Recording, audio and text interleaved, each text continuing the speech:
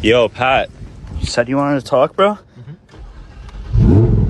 Oh, shit. You know that crypto dip you told me to buy, Blake? Yeah? Yeah, well, it kept fucking dipping, and I kept fucking buying like you told me to. I'm sorry, bro. Yeah, and now I'm down 80% on all my positions, and my rent's due in 2 days, and I have no money in my bank! Bro, what are you talking about? You're literally driving a Lambo, dog. You know it's rented, Blake. Oh, my God. I'll return it tomorrow morning. Jesus Christ, bro. I'm sorry. All right, but the bull run's literally already over, dude. You should have taken profits. I don't know what to tell you, bro. What the fuck did you just say? So the bull run's over, bro. What do you mean the bull run's over? You're fucking over! Yeah! You're over! Dude, the world is on fire. 90% of my kitty cat tokens are down. 90%. Japan is down too? Shit, how much of Japan am I holding? I don't see it on Binance, dude. Are you sure that's a token? Of the country? Dude, I don't care about the country, man. I'm talking about crypto. I'll pay you in Bitcoin, bruv. Bitcoin, bruv. Am I Super fucking Mario, bruv? Bitcoin. What the fuck is Bitcoin, bruv? Am I Sonic the Hedgehog with rings and coins, bruv? Am I Donkey Kong about rings? It's an N64 game about rings. What? Am I Crash Bandicoot, bruv? Rings. Pay me with Bitcoins. I don't even know what Bitcoins are, bruv. What's a Bitcoin?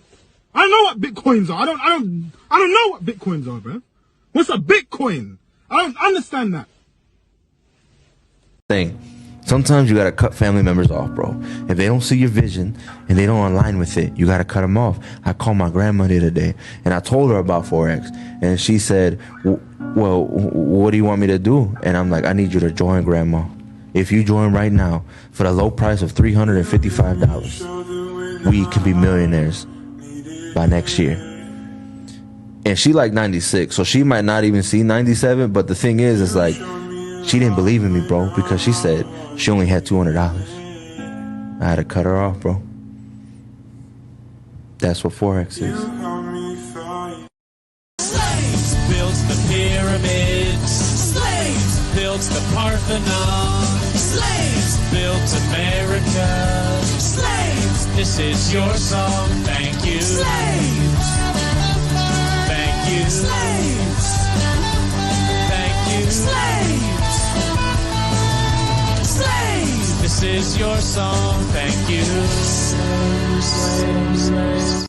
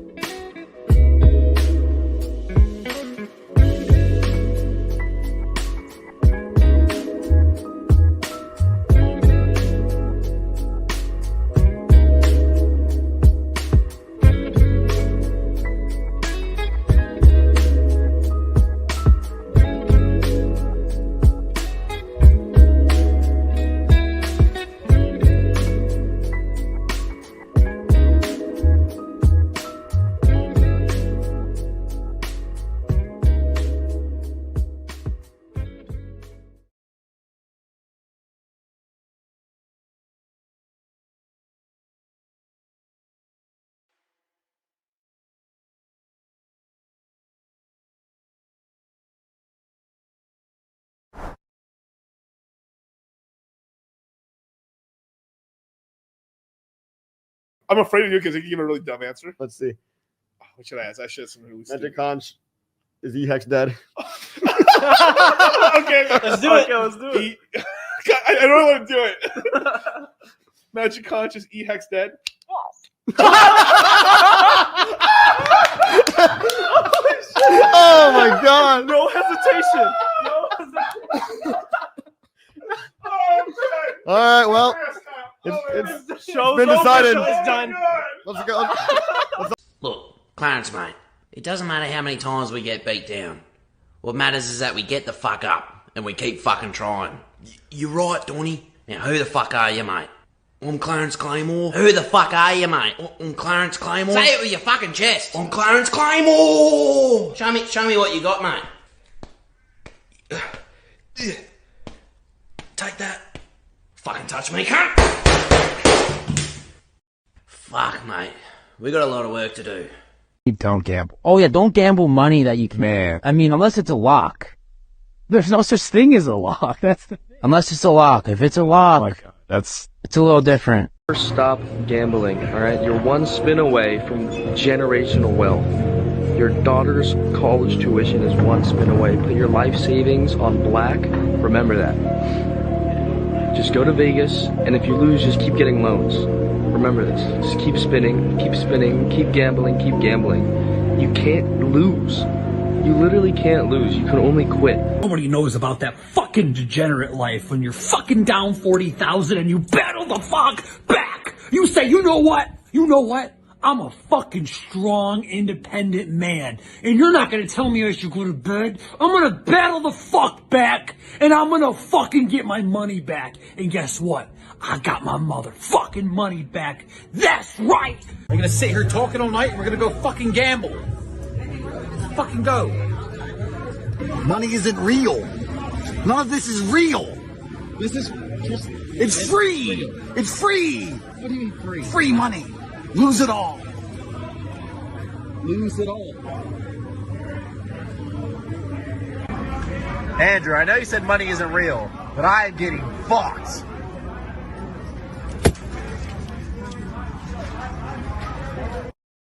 Frogs are G's, bro. I've never seen a frog give a fuck, ever.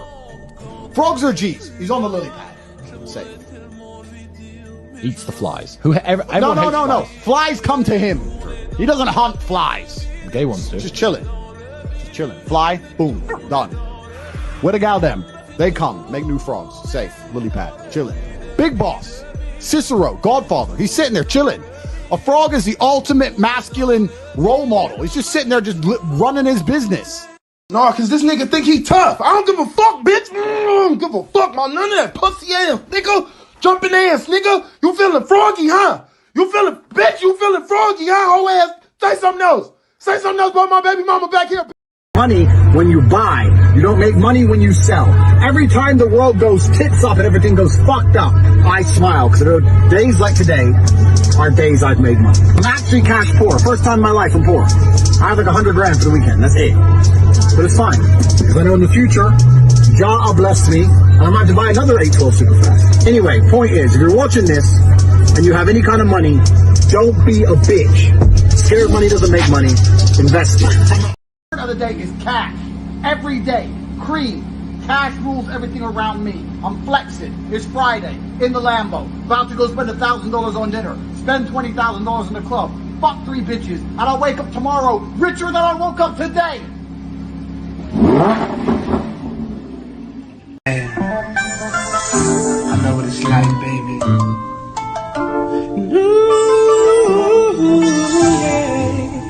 Yeah, I know what it's like, baby. See some titties in the club, you know what I'm saying? And I got one thing to say to you, baby. Let's get them fucking titties jumping out the fucking club, girl. Come on. Fucking titties, I know, yeah, I know. Yeah. Let me suck them titties, baby. Oh, yeah. Let me suck them titties, baby. Let me suck them titties, baby. I know. Suck them titties on the west side. Suck them titties on the breast side. Best titties I ever had. Oh, let me suck them titties right now. From the night turn to dawn, girl. Suck one, maybe two. And damn boy gone. Yeah. Let me suck them titties, baby. Oh, yeah. Let me suck them titties, baby. Let me suck them. But when you go all in on something, I would say that does take conviction. Now, your conviction might be. How many chairs are you sitting on right now? One. Are you all in on the chair? The point really is you put on one pair of glasses. You've got one pair of AirPods right now. You're looking at me through one screen. You're using one microphone. That's a one microphone. Like, you trust it? Is that conviction? Seems kind of scary. Why don't you diversify? Why don't you use 10 microphones? The point really is things in your life. Do you drive in 10 cars at the same time or one car at one time? Do you drive down one street? Aren't you afraid that you're driving down one street? Do you take a different way? You know? So my point really is, if you're you get on one airplane, are you convicted? You put your entire family in the one airplane. Aren't you afraid? There is no second best. There's no second asset. Well, Bitcoin is the best crypto asset. Okay. What's the second best? There is no second best. There's no second best crypto asset. There's a crypto asset. It's called Bitcoin, right? Right? There's no second best. Okay. But take all your money, buy Bitcoin, then take all your time, figure out how to borrow more money to buy more Bitcoin, then take all your time and figure out what you can sell to buy Bitcoin. And if you absolutely love the thing that you don't want to sell it, go mortgage your house and buy Bitcoin with it. And if you've got a business that you love because your family works for the business that's in your family for 37 years and you can't bear to sell it, mortgage it, finance it, and convert the proceeds into the hardest money on earth. You didn't have to cut me off. Think I like it never happened, that we were nothing. I don't even need your love. You treat me like a stranger and I feel so loved. No, you didn't have to stoop so low. Have your friends collect your records and change your number. I guess that I don't need that though. Now you're just somebody that I used to know. Now you're just somebody that I used to know. Now you're just somebody that I used to know. Woo! What is going on, you guys? It is Dollar Cost Crypto here with a crypto digital nomad. This is the first time he's appearing on the channel. He's been a friend of the channel for a minute. Homies with many people in the Hexagon multiverse, I should say, or Pulsagon multiverse.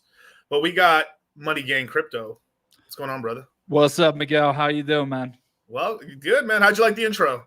Awesome. It's great. Like, I love your memes. Always coming through with the fire memes, man. But yeah, I love it, man. It's always best intro in crypto, I think, so far. I can't think of anyone else on YouTube who's got a good intro like that.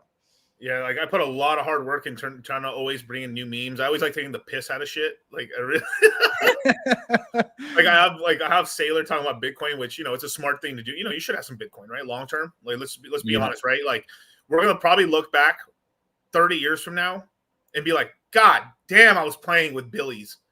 I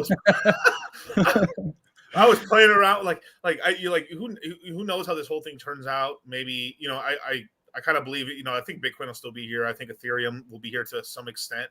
A couple of the L1s are with today and some new ones that don't exist right now. But we're going to be looking back like, dude, bro, I was playing around. I was just aping into meme coins enough to buy maybe like an entire street of houses. It's likely on a long enough time scale. It's likely. It's outperforming everything, right? And it's definitely... I think if they carry on, the whole system's a Ponzi, right? Like if we look at it on a long-term basis, they're never going to get out of debt. There's always going to be, printing more money. And I don't believe that Russia and China yet are in a position to kind of take over as a reserve currency of the world. I know a lot of people do say that with Ray Dalio and all of that, but I don't think so. I think there's too much of a strong military that the US have and too much control. They're too fucked on demographics. They're just too fucked on demographics. I mean, we don't have to do nothing to China. We just leave them alone for 20 years. They'll fuck themselves already.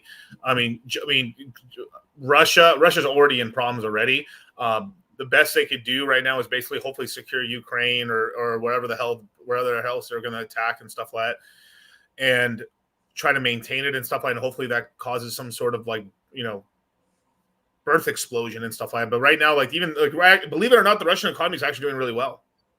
It is, although there is a lot of fluctuations. I've been seeing a Russian girl. She now lives in Serbia, but she had just sold a house in Moscow, and one of the issues she was having was the fluctuations in the ruble. So she was trying to move it quickly into euros. Nearly lost 30% of the value of her house sale in a week or two. And so that as a reliance of currency like that. That's almost like Argentina. Argentina's way worse, but it's starting to chill out now. Shout out to my Nazis. I mean my German uncles. Yo, shout out to my German brethren, brother. They're all down there, man. Down towards also Brazil, towards Curitiba and a little bit further down.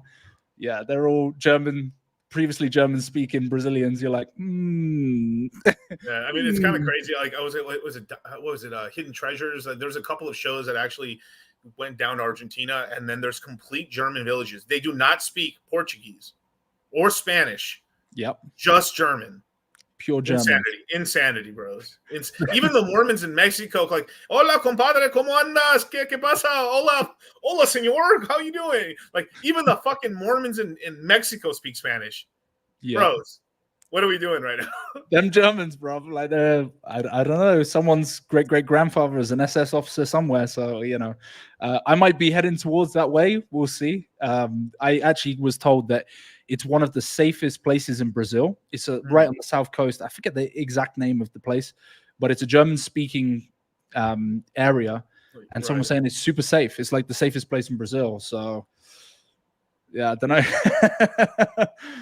might see some SS officers down there, like previous, great grandparents and stuff. Yeah, but like, if history is any indicator, right? I mean, if the whole world's testosterone's going down, and they are shells and shells and shells of the former selves, you know what I'm saying? And then, all the real legit ones, either died in the battlefield or during the war and stuff like that, and then. A lot of the high brass is pretty foo-foo if I have to say so myself. It is what it is. But well, I thought most of them are in Western Ukraine, but yeah. Oh shit, cancelled.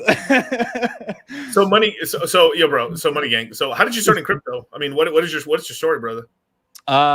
Pretty simply, like I was in the stock market. I was actually in the kind of original group of Wall Street Bets. And I was super pissed off when, essentially, in the UK we had Trading 212, but it was. So you're from the UK originally. Yeah, so you're from the UK originally. Okay, born from and London raised in town, bruv. Yeah, from East London. Yeah, East London. All right. Yeah. Shit. So there's where's a place in East London stab-proof vest, or like what are we doing? Say again. So do you wear like a stab-proof vest, or what? Were you James Bond? Are you just free dicking this shit? Like how you moving through London? Man, East London, baby. East London's mad. Like it's if you saw my area, it's completely like, so for some users who might know where I'm talking about. I'm talking Hackney, I'm talking Whitechapel Way. So it was always like a bit of a mix of cultures because the empire, like prior to the European Union, we had Sikhs, we had Muslims, we had like people from Iran, we had like everyone from everywhere, loads of Jamaicans. Plenty of Jamaicans, but I don't know. It's become a boiling point now because we've had I went to London, didn't enjoy it. Yeah, stayed in Whitechapel. Oh no! Shout out to real John F. Kennedy.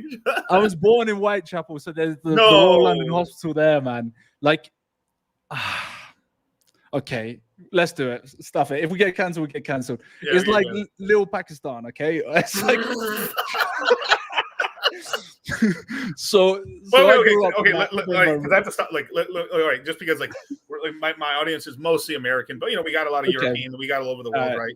Okay, well, we mixed We mixed all right up until a certain point, and then. So what was it? Was it joining the European Union? Or was it when kind of the empire started really like decaying and falling away? Like, because like you were probably born in the early 90s or late 80s? Early 90s, yeah. Early 90s. And my dad's like, he's a proper Cockney. And mum and dad met in London. So, like, my mum's a bit insane. She's from Liverpool. So that's like proper insane. Like, they're nutters, mate. They're like absolutely insane. Anyone from Liverpool, if you just don't trust them, just don't trust them. Like Liverpoolians are like renowned. Like there's some kind of mad lads, super crazy. So they met in London, and then East London was. I mean, you'd always have like troubles in any major city, but I think where it's really kind of blown up now is around the rest of the UK because it's kind of spread. And then there's been a lot of, since the Labour government, it was Tony Blair. We've let in obviously a lot of migrants. And so it's hard because when you've got people from North Africa, Somalia, who are militant, like a lot of people who came back in the day, they kind of assimilated into the culture. So they were like, you know, they were Muslims, but they also drunk on the side, and they did a bit of this. Yeah, and yeah, bit they're of that. assimilating into the culture. So it was That's so right. it was so we're blaming Tony Blair. Is this where this Tony is going? Blair, man, yeah, WEF porn. He's the worst of them all. That's where it started. You know, nowadays, like, it's all just blown up because there's guys who were extremely right wing, and when I say extremely right wing, like right wing racist, which would be kind of Tommy Robinson. But what he said, okay, so some of the things he said have come correct. Like a lot of the things that he said has happened. Have happened. Yeah. So it's like, well, yeah, can be super racist, but at the same time, he's also correct on a lot of things. So now you're getting like, I don't know, it's going to change. Like Europe, if you want my personal opinion, Europe is not going to be what it is today in the next 10 to 20 years. You'll have a different religious background. It's brown. Just say they're going to brown out, bro. Like brown out, bro. Yeah, like come on. Yeah. I mean, but I will say, in their defense, right? The only defense I could possibly give them, and I'm talking about my brothers of the dark, you know, I'll say my brothers from Africa, right? Sure. Europe was fucking with them first, originally. Of course. But let's chill it out a little bit here. At the same time, you know, this is like this is also a lot of Europe's fault for allowing this, but also it was kind of Europe's fault for basically not pushing proper. I mean, it's basically for just having all these really stupid laws that just cause people not to have kids. I mean, we're not talking the level of China with the one-child policy, because that was mentally retarded. But wow, man, like it's pretty bad. Like, and Europe's in a much worse position than even America is in terms of like I thought, because I recently checked it out. Like we're slightly below replacement here in the States, but it's really bad in a lot of parts of Europe. Probably not in the Ukraine right now. My mate went to Ukraine like 4 months ago. He decided to go. He's lived in the UK for ages, but he's originally from Poland. And then he decided he's a YouTuber, so he decided to go to Lviv because you can take a bus. You can't fly in. The planes get shot down. You can't take a train. You have to go by coach. Yeah. So he went in there, and yeah, he was saying, man, it's intense. You know, it's really, really intense, which a war zone would be. But yeah, I think like. Okay, the stuff I'm about to say, I probably could get arrested if I went back to the UK. Luckily enough, I'm not in the UK right now, but there's new laws. I don't know if you've seen all of this crap with the laws that is going on. Like, we're turned into super commie, and we're starting to become, so we talk about this two-tier police system for different religions and different races and etc.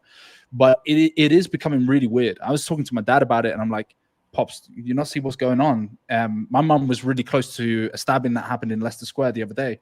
Wow. And I'm like, what? It's coming to a boiling point. And there's a conspiracy behind it, like that this has been a deliberate deconstruction of Europe. If we go into this, you know, like we could probably get like demonetized. So I don't. Brother, do you know where you're on, brother? I mean, I could take us off the deep end, brother. I mean, I could do it. I could demonetize myself right now with one meme. Wow. Okay. there's this belief system that there's a deliberate divide between races, religions, and ethnicities in Europe, to cause chaos in order for there to be blame and on the majority that may be coming in, and then therefore start possible civil wars with those individuals. Right. So if you can read between the lines there, it's like, okay, there might be a new occupants of religion in those Christian countries or previous Christian countries, then those Christians would be forced to go against that religion and side with another religion that doesn't like that particular religion. Read between the lines if you can. Yeah, it's like enemies are my enemies. Yeah, exactly. Yeah. And then you cause a civil war, and you cause the complete destruction of Europe as a whole. And many conspiracy theorists have talked about it. I use that word lightly because most conspiracies come true. But I've seen it. I've been traveling around the whole of Europe, and the number one issue has all been migration. Every single place I've been to. Go to Paris, man. Like, Paris is a shithole. It's I am a proper hate. I hate Bro, I shit on the French government all the time, bro. On this stream, the French government or the secret Illuminati of Europe. I think a lot of the problems have actually, like, I really think what's going on in Europe is actually a French conspiracy. Yeah. That's really because the French have put themselves in a really good position. They have nuclear power. They have resources. They still have a navy. They put themselves in a really interesting position where if shit really went bad, they're doing really good compared to their neighbors, basically, right?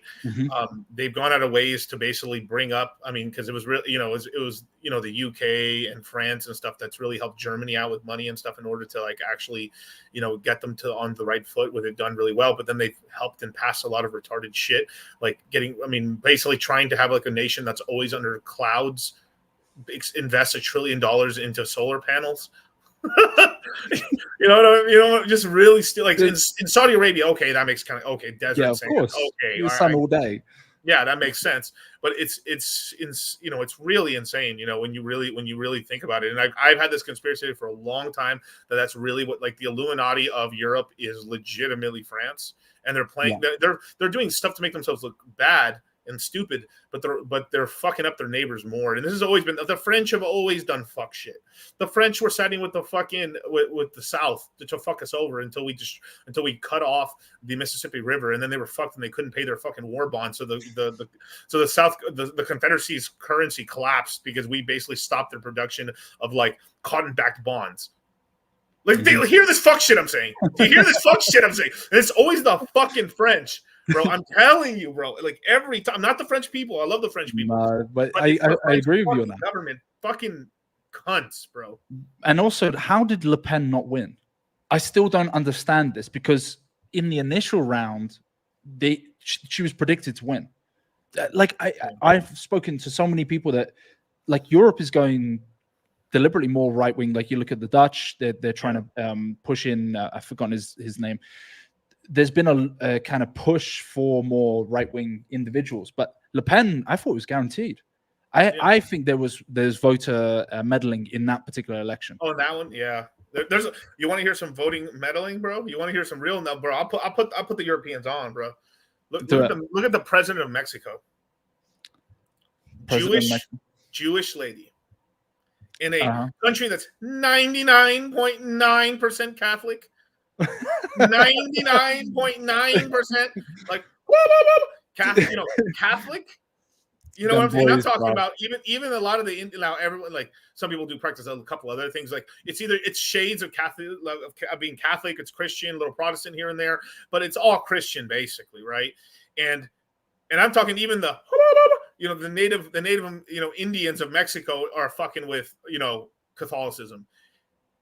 Yeah, and we got a Jewish lady. She speaks Spanish. She's and I catch her what she's doing. She was way whiter before.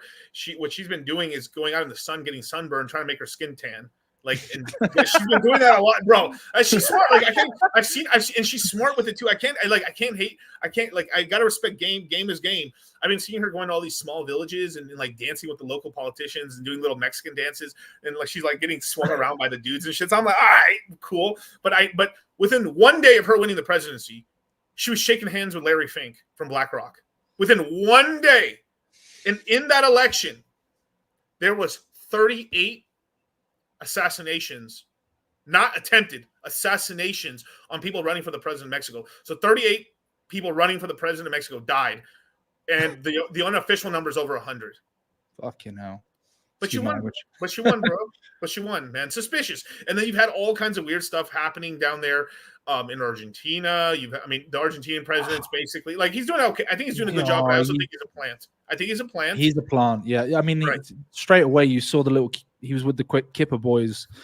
I was just like, oh, goodness sake, man! Every damn time. Even recently, Aiden Ross was introduced to, was it Peter Thiel or someone like that? And then they were like, oh. Look at he was being introduced, and they're like, "Oh yeah, he's the second or third biggest streamer in the world. He's a good little Jewish boy." And I was like, But shout out to Mexican American here, but which honestly ain't bad for Mexico. It actually probably isn't because look, I've been to Mexico. I was in Mexico in the 90s. God damn, that was some poverty. I saw some poverty. I probably if I went to Brazil, it was worse. Probably, you know, the favelas and stuff like that. But like, damn, dude, I remember I was going to the two biggest cities in Mexico at the time was Guadalajara and Mexico City. I went to Guadalajara, and within 5 minutes of leaving the airport, they had shanty. The entire hill was shanty towns. Everything was just made of just bullshit plastic and sheet metal, and like, wow, dude. I mean, it's fucking insane, dude. What I saw there, and then like, and they had to put guardrail, not guardrail. They had to put these giant, like almost like jail fencing in order so the locals wouldn't run into the fucking highway. Wow. You know, just horrible shit. You know, and then you know, I went recently, a couple of years ago, like maybe 5 years ago, and it's modernizing very well, right? Still poverty, but I mean, it was crazy, you know. Like I had some family members, you know, that we, you know, because when I first went, I was like maybe 8 years old, no, maybe 7 or 6 years old, and we had not talked to that side of the family in like 15 years, probably, just because we weren't like they weren't in Mexico or nothing like that. And that's kind of what happened, and some of them were like that poor. Yeah. Like that poor, and like, I was like, holy crap, man! Like I saw a part of my family that was so fucking poor. Like I was just giving them my clothes, you know, here, bro. Like I mean, like I'm talking like skinny as a pole. I mean, like as a pencil. Holes in their shirts and stuff like that. You know, nicest people. I mean, bro, it was really sad. Like really sad. And now they're doing really well for themselves, and that's kind of, I saw those kids. Now they're I think they're 5 or 6 years younger than me and stuff. Now they're doing really. They have a car now. You know, I've seen the evolution of like wealth that's happening, and so it is a good thing. Like what happened with China, right? Even though we joke around with all this stuff, it was the largest amount of people ever taken out of poverty in the history of man. Like 700 million people taken out of poverty, which is incredible. You know, so like even though it's human lives when we're talking about all this stuff, but but at the same time too, you always got to take care of number one, which is me. You know, so DCC. But just to go to your original point, I mean, like all this assassin, like what I think is what's going on, because I can only speak to what's going on kind of in Latin America and here in America and stuff, and like it's really interesting to hear your take of this side of the pond, right? Because you guys left the European Union, which that was what I was personally hoping that would happen with the UK personally, but I know it was not an easy thing, because it wasn't just like it was such a great deal to leave. Because it was kind of like 60-40. That 40% you guys lost is pretty big, in terms of like perks and stuff. But maybe before I go into that, maybe you should like explain how you felt about Brexit a little bit. Yeah. So originally, I think I voted for Brexit on the basis that we had very close connections with other countries that I'd prefer to align with. The first one was America. I remember at the time we voted for Brexit, and then Donald Trump came into presidency. So I was like, well, why don't we're a country that imports, we don't export. Yeah. We don't export. The only thing we export is financial services and banking. So it's like, well, why don't the city of London. Yeah. So why don't we, we buy 50% of the German cars. Why don't we buy from countries that we like? Like America would be one of them. Canada, we could come up with trade agreements and also free movement with Canada, Australia, New Zealand. So a lot of the countries that were formerly part of the empire. I know that there's also, I don't know how I feel about this one, but some people were saying India as well. To buy and be supplied from them. And that's the next pump and dump. I talked about this on the show that like if you look at what we did, we pump and dump like. It was the greatest generation. It may have been possibly the greatest generation right before they're leaving and stuff like that under Nixon and stuff.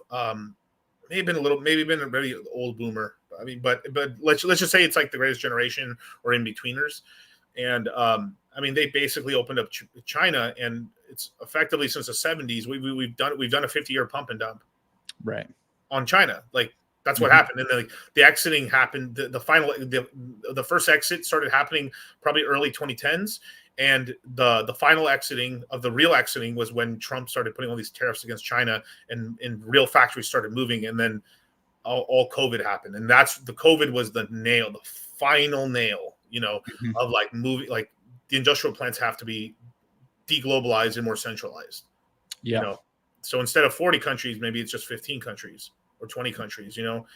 And yeah, so basically so it took 50 years to pump and dump China, right? 70s to like 2020s, right?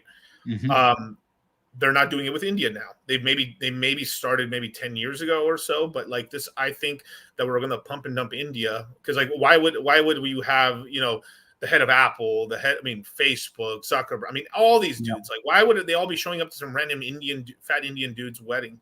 Exactly. You know, who would never would never be fucking that girl if he wasn't the son of the richest family in fucking India. Period. Let's be honest, exactly. bros. Let's be honest, bro. Let's be honest, yeah. bro. Like money's miracles, bro. I'm telling you, you're not ugly. You're just poor. You know, it's crazy because of correct me if I'm wrong, right? Like I think it's in the middle of Delhi. No, maybe Mumbai, where they've got that massive, big, multi-story like tower for that family, and then it's just surrounded by slums. They get to look up at the tower. Yeah. Yeah. Oh yeah, bro. And you think they're not doing crazy shit, bro? Oh my god, you just imagine the shit they're doing, right? I mean, 100%. With all the money they have there now, this is the classic story. Well, everyone's, but like you would think that you're right. Let me dump a few billion dollars into just lifting up everyone around there and creating some jobs, doing something, just to, because it's like it doesn't look very good when you're like you have this tower. The Tower of Sauron, and everyone around you is fucking broke fucking goblins and ghouls. But it's true, man. It's like it's the Tower of Sauron. It's like people get to look at their oppressors, basically. If I could be king of India, the first thing I do is clean up their fucking river. I would like, bro, like that shit is grimy, bro, and like, oh my god, grimy shit, bro. I mean, like, there's whole memes about how dirty Indians are and stuff. And I'm talking about street vendors. I'm not talking about Indians. I know, like, well, but like, they're burning people in they're burning and then chucking it in the Ganges. Yeah, bro, dumping bodies in there, taking shits in there, taking showers. I mean, people literally get sick. You can't drink it. I mean, it's worse than the French River where all the Olympic swimmers like started throwing up from. Yeah, it's horrendous there. And a lot of people go there. The funny thing is like these. I'm not going to be politically correct here. A lot of these kind of washed up 304s who find their spiritual journey in Bali. Wait, pause. Wait. Go run that back a little bit. Wait. These washed up 304s, like they get to like. They end up going to India and then they go find themselves and whatever. And I'd be like, no, why are you washing in that river? It's disgusting, man. Like you're not gonna get purified. Nah. Get away from just get away, please. You're gonna develop monkeypox or something. I mean, if it really was the Indian government, I would get the military and just line them up against the riverbanks and deny people access to the river and spend a fucking month cleaning that shit, like doing everything you can. I mean, he's like, we're going to return this. We're just cleaning this shit, motherfucker. Like letting it just, can you imagine if the river actually turned blue again? Can you imagine, bro? It's you imagine, like that's all we do, you know? Putting some rules down. That's it. I mean, and then it's like, this country's really gone left, you know, like we're really. Well, this was one of the. I remember an Indian guy once saying, "We were happy when the British gave us rules and gave us structure and gave us post offices and stuff like that." You know, everyone talks about our oppression of them, but you know that was one of the upsides. But anyway, that's a different subject. The only thing I've heard they were really mad about was like, I mean, I kind of with them here a little bit, like. There was a lot of really brave men that fought for the British crown. That's correct. And did a lot of really great things and then really weren't recognized for it. No. Really, you know, and that's kind of, and then they were being used quite a lot from the front lines and shit, you know, it's a lot, you know, the classics, right? But some of them were, and then they came back and they got put in decent positions and stuff, but the caste system didn't help them as well. That's some horrible shit. But there's a version of the caste system is a really like crazy one because it's kind of a religious, economical, and sort of like, how you were just because you know where sometimes you're just given a bad shit like run to the cards, you just got bad parents or no parents, you know, you're born really poor, or you know you're missing a hand, you're sick, you know, sometimes you get a really bad like luck of cards and stuff in terms of when you're born. And the caste system, it's like, you know, there's the warrior class and there's all these, and there's like sort of untouchables and shit. Why the fuck are there untouchables? You know, it's just insane. One of I remember seeing a documentary on the caste system, and the guy who was basically burning all the bodies by the Ganges, he could never get out of the untouchable status because he's constantly, his job day in day out was burning bodies. So he could never even like Ascend. he'd always stay at that level. Yeah, that was an interesting documentary. I was like, yo, this is proper fucked up. And I wonder who put it in place. I wonder if it was actually some influence from the East or something like that. But it's pretty crazy because like you had a form of that in Europe for a long time during like Middle Ages, Dark Ages, and stuff. But there really wasn't. It was very difficult to ascend. Yeah, you still could ascend maybe, but like the caste system was pretty like rigid. Like you were pretty stuck. I mean, just you'd have to be a prince or something would have to see you and just pick you up from the trash. Like if you're lucky, you know. Mm-hmm. It's reality is really stronger than fiction. It's crazy. You know, sheiks. I actually know quite a few sheiks and shit, and like, and a lot of them still wear their warrior bracelet and stuff for the swording for the sword and stuff. It's kind of hilarious. Well, But, you know what's great is a lot of the Indians now are rugging Solana meme coins, so it's amazing. Full circle. Well, actually, shall I say Tron? Right, the last few days it's all have been Justin Sun's been like pumping the crap out of Tron, and all the Solana money's been going across, and then they're all getting rugged on meme coins. I'm like, no way, this is hilarious. Not enough people are talking. CZ's coming back, bro. The big thing that CZ we're gonna after the show we're gonna be doing Moon Gang, and basically Justin Sun and CZ are probably the two biggest figures in Asia in terms of just how powerful they are. Maybe like other people might say there's bigger ones in terms of fame, but nah, bro. You know, CZ and Justin Sun are really the ones really running that shit over there. And Justin Sun's been hinting that the Chinese might be coming back into the market, which is super bullish. Crazy. That's super bullish. But then that means all of us got to be like, when they legalize it, when they make it illegal again, we're close to the top. It's done. You know? Yeah. And the thing, I think the Chinese just don't like. I mean, they missed the bottom. They sold like they just put themselves in. They basically gave the entire mining industry to America and the English speaking world, effectively, which is fucking so stupid. You know? Yeah, they had a real good foothold in that, and I mean, he's the biggest. So speaking of good plays on ETH, right? Like he got a better play in on his DCA than Richard Hart. Well, Justin Sun's actually an extremely good trader. Like, it's probably is him and the team, but he makes a very good moves. Like Justin Sun, they've been trying to fuck him over for years now, and he fucks them over. Yeah, like he's like there's so many enemies he's made, and he just keeps like CZ. Bro has made only chess move. He's playing 4D chess. You know, everyone's playing checkers basically. I mean, even this whole thing, like he paid $4 billion, went to jail for 4 months. Right. I mean, look. So this is the thing, the big conspiracy theory that I've been saying about what's been going on in crypto on the DeFi side, as well as the L1s, is that CZ pulled his liquidity. Pulled his liquidity. He, if you actually look at kind of what he did, he held on to his Bitcoin reserves because at the time, right. So he got convicted in April, went to jail in May, right? So basically by March, he knew he was going to jail. Maybe even by February, he knew he was going to jail, right? So he basically sold off Ethereum. He sold off Ethereum at close to the $4,000 mark, high $3,000 mark, sold off all his ETH because at the time we didn't have the Ethereum ETF yet.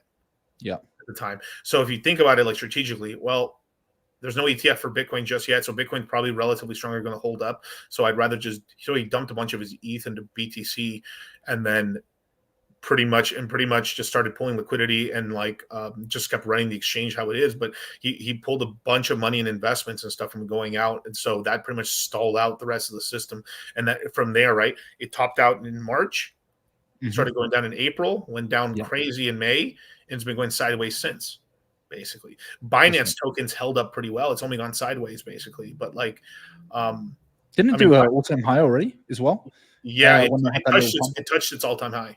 It touched its all-time high. Yeah, it's actually done from low to high. It's done in terms of like, it's actually done better than Solana in terms of it's actually touched its all-time high. But Solana has just done more percentage returns because it crashed lower.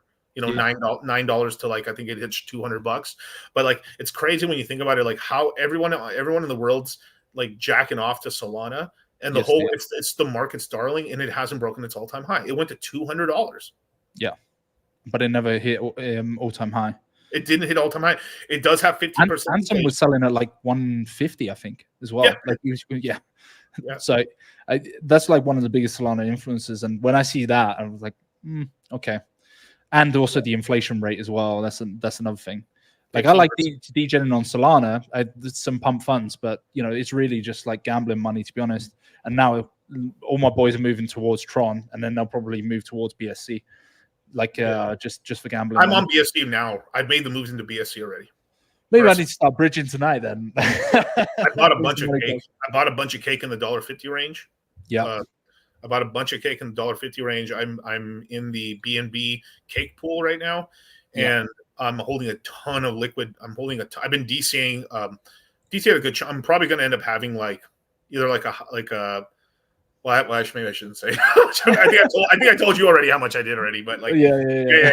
But I'll just say a nice amount of cake.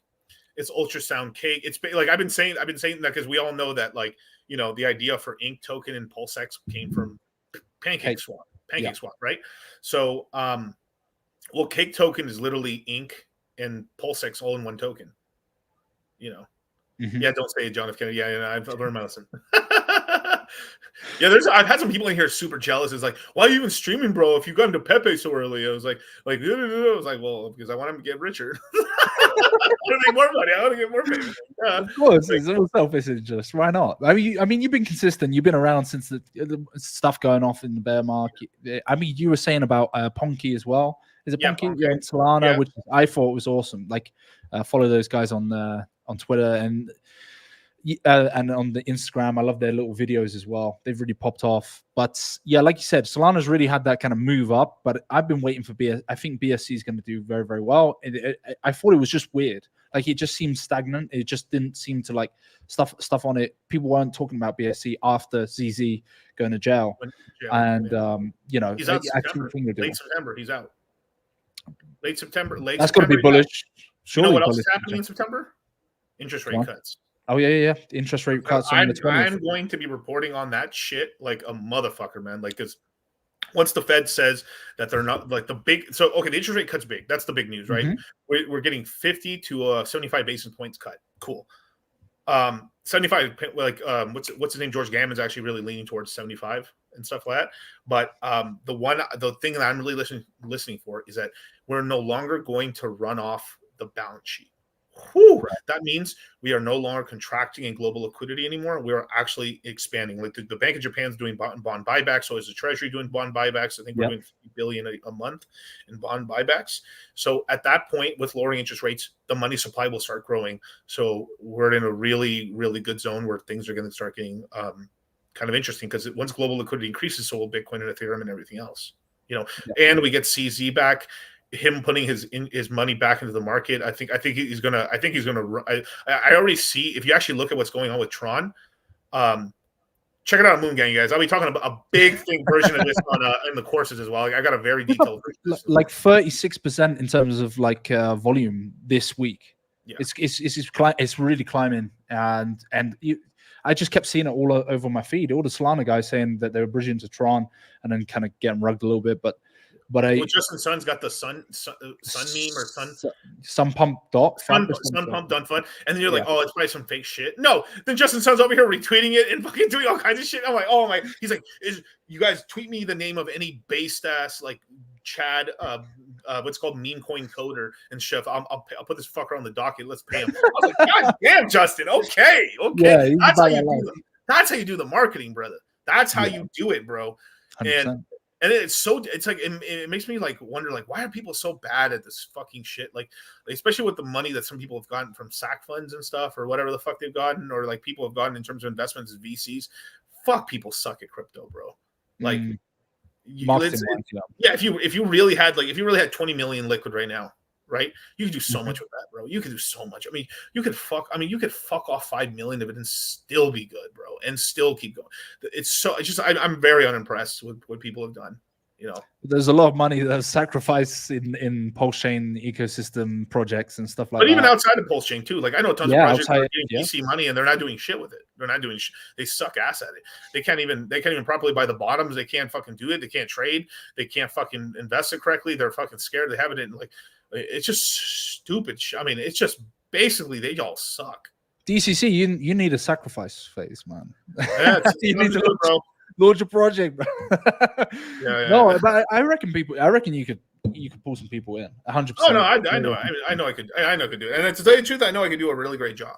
Yeah, I know I can do a great job. I think you would. I mean, fuck. If I ran, like, there's not to toot my own horn here, but this is the truth. If I did ran a sack last cycle, there's no way in hell that I wouldn't be up like 3 times on the sack money right now. 100%. There's just no way, because like I would have bought Bitcoin and Ethereum lows. Yeah. I bought the Bitcoin low within $300, and I bought into the Ethereum low literally at $800. Amazing. Even if I missed it, and I was like, I only like pussyfooted 25% at the bottom there, and then they went up a little bit, and then I decided to yeet the rest of it in. I would have caught Solana too. I caught the lows on everything, bro. Yeah. Could have multiplied the money and then just been sitting, dude. Oh my god, bro! Like, what was your thesis on that? Was it just kind of like a timing analysis of what things have done? Me and Charlie have we have a calculus, a sort of a calculation, and sort of like a time frame as well. Like it's much more mathematical to DCA into bottoms than it is tops, or it's wisp, it's hope, it's bullshit, right? Yeah. Where bottoms are math. Yeah. It's math, and it's also sentiment as well. And like we are looking at a lot of data points. The data is a lot more accurate at the bottom because less people are trying to fuck with it because they're fucked already. Where in the top, there's money in fucking with the numbers. I mean, Glassnode's super famous. They fucking their data was wrong on purpose. Didn't show that all these fucking long time holding whales were fucking dumping. People are paying for all this data, and I was like, because I saw a bunch of people tweeting out the Glassnode stuff, and I was like, something's off. I was like, that's suspicious. You know, the one that for me when I knew the bull run was over, January, when the Fed said they started increasing interest rates. Yes, that was it. Fuck, and I knew they announced it in November, didn't they? They announced it during around that time. Sort of, yeah. They but no one believed it. But you know, GG33 got out in November. He wasn't fully investing into crypto, but he had crypto. He did some good crypto investments, and so did his guys. He got out completely in November. He did really well. And not everything topped in November. Obviously, we had stuff topping in January and some in December and stuff like that. But basically, me and Charlie told the guys, hey, this next course right here, we're starting to cash out now, but where there's plays to be made, because I was making money on Phantom up until early April, and then it was over. That was over. So I was in a couple of yield farming plays. Solid X came out in early 22. Oh my god, that was some of the biggest money I ever made in yield farming ever. Like you're making $40,000 every hour, like sort of shit like that. Fucking ridiculous. Andre, come back, my G, bro. Like, oh my god, bro. Like, I mean, fuck, dude. I mean, it's. Do you know who surprisingly? I'll tell you. Welcome to the pod. That's all you guys did. Yeah. No. What up?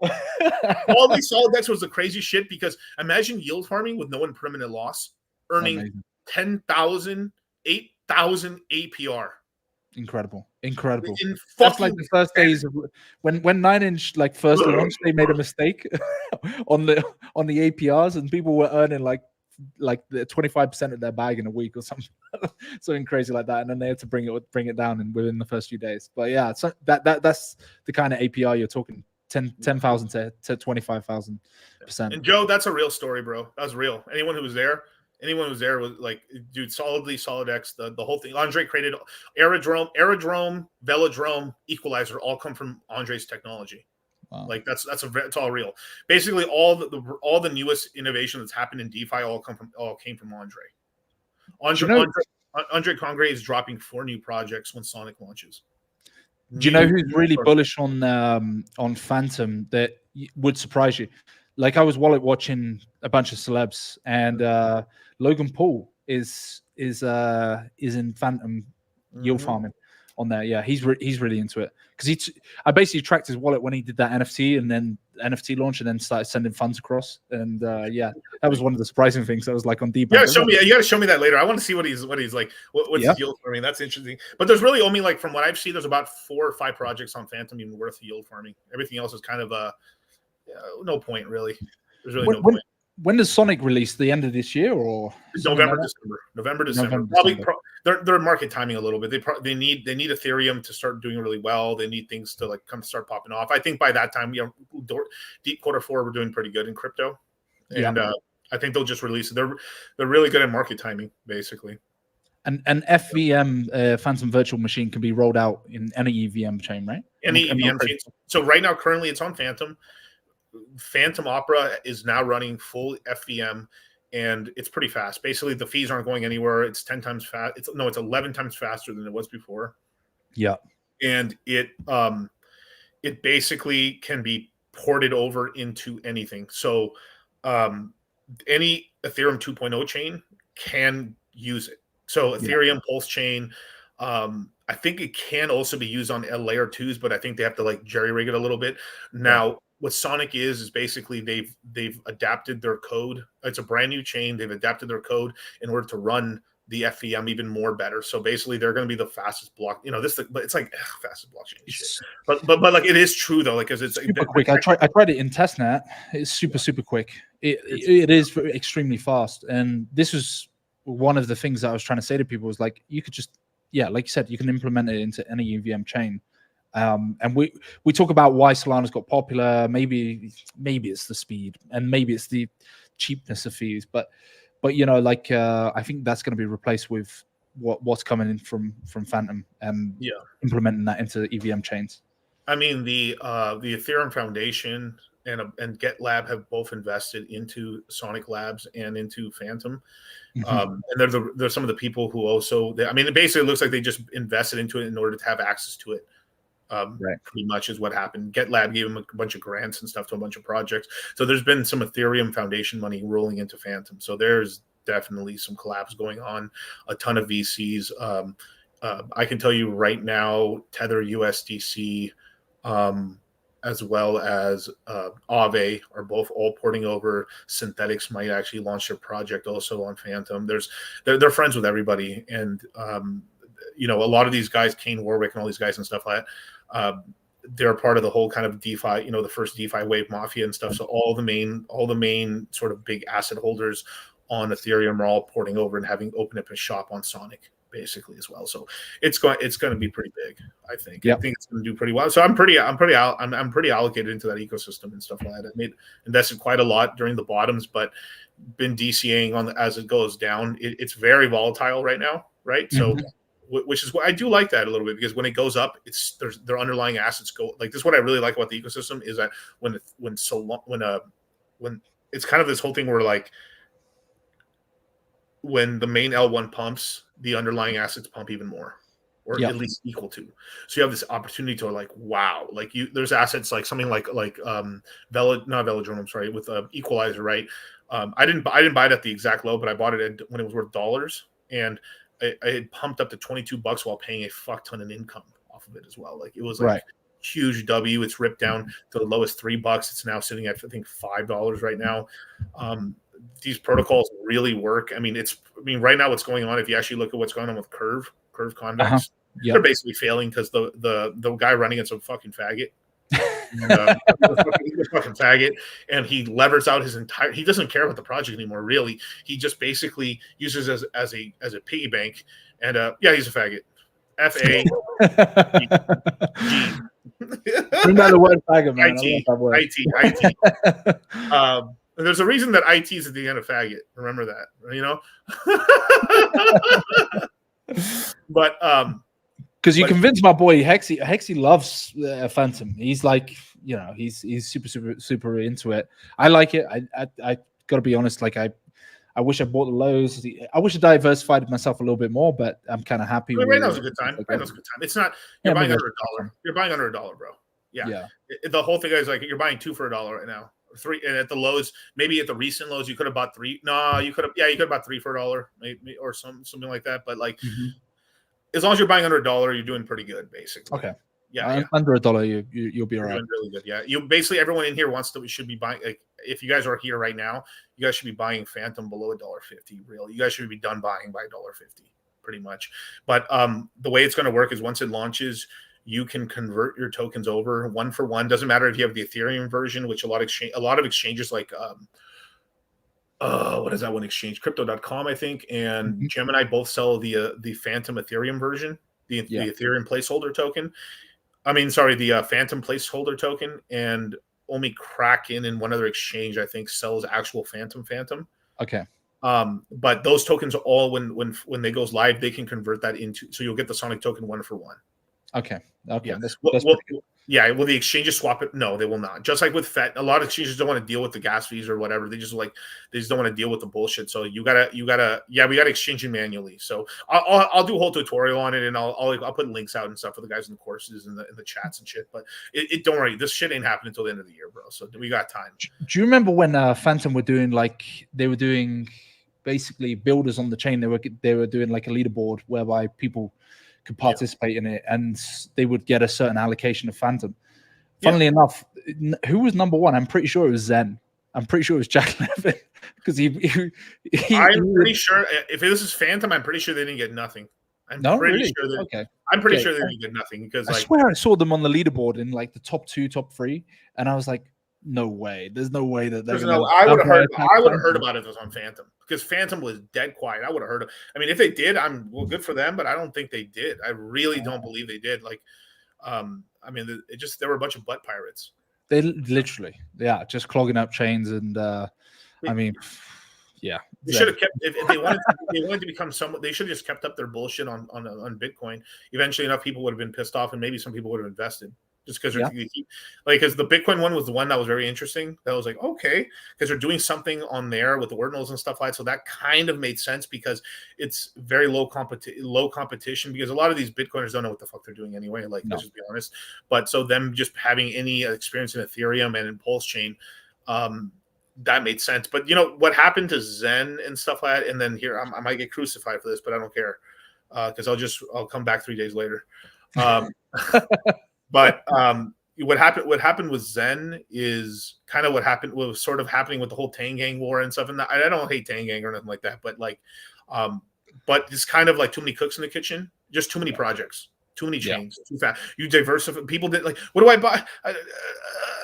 And then eventually it's like, oh fuck it, I'm just gonna wait until the thing calms down and I'll just buy the low. Or I'll do something. And like, you lose the interest. You have to. People like you can launch if you launch one project a year, I think it's okay-ish. Mm-hmm. When you're launching too many too fast, unless it is deeply needed or something very useful, or like, hey, you guys, I'm launching something on the same chain, but we're also launching on here. Or like, let's kind of like how you guys did it with like 9inch and stuff, where like it was on Pulse Chain and then Ethereum, right? Like, hey, shout out to everyone who's holding on Pulse Chain. Hey, we are going to be now. I'm going to airdrop you some tokens on this chain, and now we're going to be active on Solana now. Congratulations! That's pretty like that. That's how you do it slowly, like. You guys, we're gonna be launching on Solana real soon just to build up hype. You like, it's just people don't do that. They don't spend enough time to build up hype. They're like, hey, we're launching over here. Well, and they make it seem like you. And I've seen this with some. I don't want to call some of these Pulse Chain projects out, but like, they like it's like you can't keep up with like fancy Token X, you know, like Spitfire Dragon 2, you know. You know, I mean, I know what you're talking about. Super Loyal Not Token 5. You know, Zen Munch 3. I mean, Camel Clutch 4. I mean, you know, and then the NFTs on top of it. And the NFTs on top of it, like enough, you know, enough. There's a lot of circulating, liquidity that's just going from one project to another project. Like I said to the guys at 9inch, because we have some big plans in the works, but I kind of said to the guys, I was like, if we ever go onto a different chain, me or Hexy or whatever, whoever's behind it, we should have someone who is an influencer on that chain, who's interested in the idea of like being the face of that chain, because they have the audience already, they have the kind of credibility already. There's no real point. Like we've seen it with certain projects going across to say base, and it's like completely flopped because they're trying to bring their user base, they're trying to bring their grouping to another chain, and it just doesn't work like that. You need someone who's integrated into that system. You need someone who's like a leader in that system or has some clout in that system. You can't be just going over there and thinking that you can bring your little tribe over there and it's just going to make ruckus or something. No, yeah, Exactly. or at the very least, you've been homies or kind of like you've been making a little name for yourself. You know some people, and then you go on all the major shows or you get a couple of these influencers or something. But it's difficult. I mean, it's difficult. Like I probably could do it on Phantom. I think I got enough homies on Phantom. I think you can. But that took me. You know how long it took me? Years. A cycle and a half. A cycle and a half. I was basically being in Phantom since 2020 to 2024. Maybe I can pull it off now. Maybe and that's crazy, and that's also like I know a bunch of token founders there. I know people are launching brand new exchange. This is just like it's just very stupid. It's and then two, if they are going to do it right, you need to find the person and make sure they're fucking committed on top of that too. 100%. Like it can't just be like, here's a shout out and I'll take my bag and I'll go. Like most of the influencers nowadays, it's like they want a upfront payment and then it's like adios. Like they're fucking lazy. I mean, look at Richard, right? Richard, if we were looking at Richard in his portfolio here, right? Sure. He's what do you know? What do you know Richard for? Hex. That was one cycle. He launched Hex on Pulse Chain and he has Pulse Chain. That's all you know him for. But you see how simple it is. Like if you're like, and it's someone that Richard's like, you can only do one thing per cycle, really. Yes, that's what you can do. And then like now you, of course, if you're a smaller guy and stuff, and I know you got to move and stuff. Maybe but it's just kind of like the one thing per year, maybe one thing per year and a half and stuff. And that's only because people will just be like, because you have tons of people in the back of the guys at the front of the class, your insiders. Oh yeah, sure. Bro, wait, there's no insiders. Don't talk about Cabal. No, I'm joking. Yeah, of course there's Cabals, bro. Shout out to the Camel Club. That's it. That's some duel, baby. I mean, I hear you're part of the Cabal. I'm part of the Cabal. It just keeps growing. It's ever expanding Cabal. Like we're part of the Pulse Chain Cabal. I mean, that's what I've been told. So yeah, I don't know who's part of it, who's not. I'm still learning. Judas betrayed me, so I don't know. Like, I mean, for like no money, bro. He's like, yo, fuck you, DCC, you're wrong, bro. E-Hex and staking and all this stuff is retarded. And then now P-Hex and E-Hex have suffered for like unbelievably. Now no one wants to stake at all. And then a lot of these guys put all their money into P-Hex, which is good. I think it's not a terrible idea. It's good. But then no one's staking it anymore. I'm going to have Johnny Chaos on the stream pretty soon. We're going to talk about a lot of what's going on. Johnny came after me the last couple of days because. Oh really? Oh yeah. Do tell. So like my argument against E-Hex is this, right? And one of the things that I wish Richard did was just integrate it into one coin, rather than having two splits. Yeah, me too. Because it just you dilute the kind of economic energy that could potentially go into a singular coin rather than two coins. But anyway, I digress. So Johnny was like, he was talking about the ratios moving back up. So like E-Hex is kind of outperforming recently P-Hex or whatever. But I just simply showed the chart and I was like, yeah, but Johnny, like the guys on who bought that dip on E-Hex, like the RH tweet where he killed E-Hex and it just slammed down. I remember watching Somi's wallet and Somi was buying that dip as he was tweeting out, Richard's destroyed this, that, and the other. I'm not hating on it, but it's like fair play, good game. Who?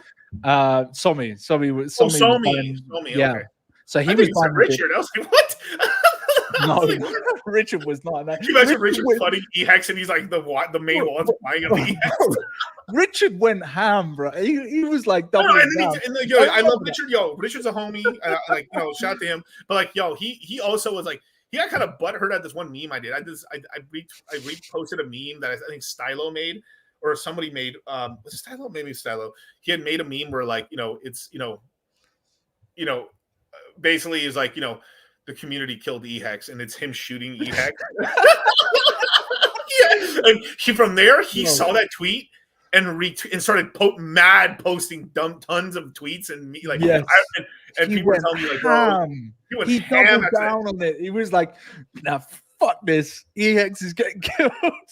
I put the Rocky 4 where if he dies, he dies. Like Drago, like going like, that's what I put when they put that. How long ago that meme was? Do you remember?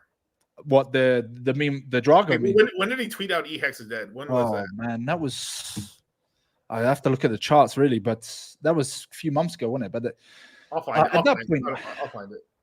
but I remember it so clearly. Who else was buying Marianelle? You know the dev from P Dye and Teddy and all that stuff. Interesting person I met in Amsterdam, and so I just looked at it and I was like, I don't know if this is like people playing this ratio trade game where they're just buying it super low and then they'll. I saw seeing this with Hedron. I've seen this with Communist Coin. I've seen it with like Icosa, where you'll suddenly get a few guys and they'll be like, "Oh my gosh, it's pumped like I don't know 50% in the last 2 hours," and it starts going on this bit of a run. And then next thing you know, they just switch it out and they just like they're looking for liquidity. That's why I don't listen to these fucking faggots. Like, like I just don't. I mean, I like and like not all of them are faggots, but I mean many. No, I mean. I kind of get why Richard. I mean, from what people have told me, supposedly the Godwill accidentally fat fingered an extra zero to BankX is what it sounds. What I've heard. I don't know if it's true or not. Maybe it was a master plan to just kill the E-Hex off because the E-Hex side was. But it seems really like at least from like and this is something that Johnny Chaos was saying too, which is like I know Johnny's not happy about it either, and a lot of people aren't happy about it. And like a bunch of the P-Hex guys were like, "Yeah, this is the way." Like. Stop being a bunch of faggots, bro. Like it fucked it, like, and no one gives a like if no one's onboarding into Pulse Chain, no one gives a single fuck about it. Like the price chart that makes us look bad is E-Hex. Stop being retarded. Stop being retarded. Everybody, we spent 4 fucking years. E-Hex, or Hex. The only Hex chart they know is fucking E-Hex. That's the only thing they know about. There's tons of people I've talked to. They don't know that Pulse Chain exists. Still. Yeah. Like the copium. It's just like it's like we're just like these inner super audio dorks who are into like this super niche, like super tiny fucking thing, and then it's like if you own a stereo store, right? And like everyone just buys Sony, and then I'm talking about this niche brand from Bulgaria that like they make this really small kind. Like you don't know about this? Like nah, bro. I just want to have some fucking sick ass fucking bass on my car, dude. Like what the fuck? Like, what the fuck are you talking about? Like, dude, you know what? You don't understand, man. Like the Bulgarians have just totally figured this fucking audio shit out, bro. Yeah. Like, you gotta check this out, man. Yeah. So how do I buy it? Well, no, I'm an audio store, but I don't really sell it and stuff. So I can contact you. So I can get you the number of a guy you can call, and he'll call a guy to then fax the actual company themselves, and then from there, we'll get you in touch with a company that can actually change your dollars over into their local currency, and then we'll have it shipped to you from 3 different countries and then get to you. Way too complicated. Yes, agreed. I 100% agree. And also, I know Richard's done it, but I was not impressed by the IPFS links and stuff. Like my mates, as I was trying to get them across, they're like, I understood it though. I understand. Yes, I understand why it's been done, it's like. But yeah, it's like and there's arguments against like getting exchange listed. And I'm like, no, let's get exchange listed. Like I want it to be as smooth as possible. Like I want it to be super easy to be able to get across. And people were like, no, but the value's there, like because it's undervalued, because it's hard. It's like, no, like chill your tism for a bit and let's just make it easy. Like let's not struggle. So make it a struggle. So I'm scrolling back. I'm in June 4th now on my Twitter. Look, there it is. BlackRock, second day, bro. Oh my god! Right, man. Second day, bro. First day off. Look at that. Now she's a little browner. Her skin's getting a little more wrinkles because she's tanning herself to look more fucking browner. Fucking to try and be more browner. Yeah, no, that's exactly what she's doing. 100%, bro. 100%. That's what's going on. And speaking of which, by the way, I know we can't share that clip, but I believe that Trump will become president of the United States because he's shifted since that assassination attempt. Oh, holla, we them boys. Let me see. I'll see if I can post it. I'm voting for Trump anyway. I like Trump and shit. So, but like, yeah, you're not wrong. Bro, he's converted to the dark side. Let's just. Maybe he's, but it's sort of the game where you have to play on that side. Yes. No matter what. Yeah, you do. Yeah. Otherwise, you're getting assassinated. Yeah, that's some sad shit though. That's the truth. It's just like it was predictable. It was predictable. But I think he comes in. I think he comes in now. Let's see. Yeah, because there was that one video like in this meme we're about to play, not the first part, but the second transition. Oh my god, that shit was so like I could not believe. So here you guys. I'll let you guys Look it up. If you hate America, well. Who's he in bed with now? Yeah, exactly. And that's the first time I've seen something where I was like, "Damn, Trump, I don't like that." That's the first time I've ever seen something that I'm like, "Bruh." He was making do it, but I gotta say, man, he's a smooth talker, man. He made a room full of Jews laugh. Yeah, by saying Schumer's a Palestinian. It's like great. It's just hilarious, bro. It's like, oh wow, oh damn. But yeah, I think he secured it now. If you're American and you're trying to be the president of America, you have to be Team Israel. Unfortunately, I don't think you can get away with it. It's just so infiltrated. That's my perspective as an outsider looking in. But I don't even think it's just my USA. I think also the same could be said about my country as well. They're very pally with them boys. And Zelensky, who is one of them boys as well. I mean, do we get? I mean, it's all bull. I mean, like, what's? I mean, my little conspiracy theory of what's going on with America in terms of geopolitics right now is like, I think the United States is going to start fucking up the Middle East again. Oh yeah. Now, shout out to Gary, the numbers guy. Man, he was like, he has said that like, he knows some people in the royal family, and they said that like, no, like they're still tight with the Americas. So maybe that's the truth, right? The way I see it, anyone fucks with like the dollar supremacy around the world, you die, right?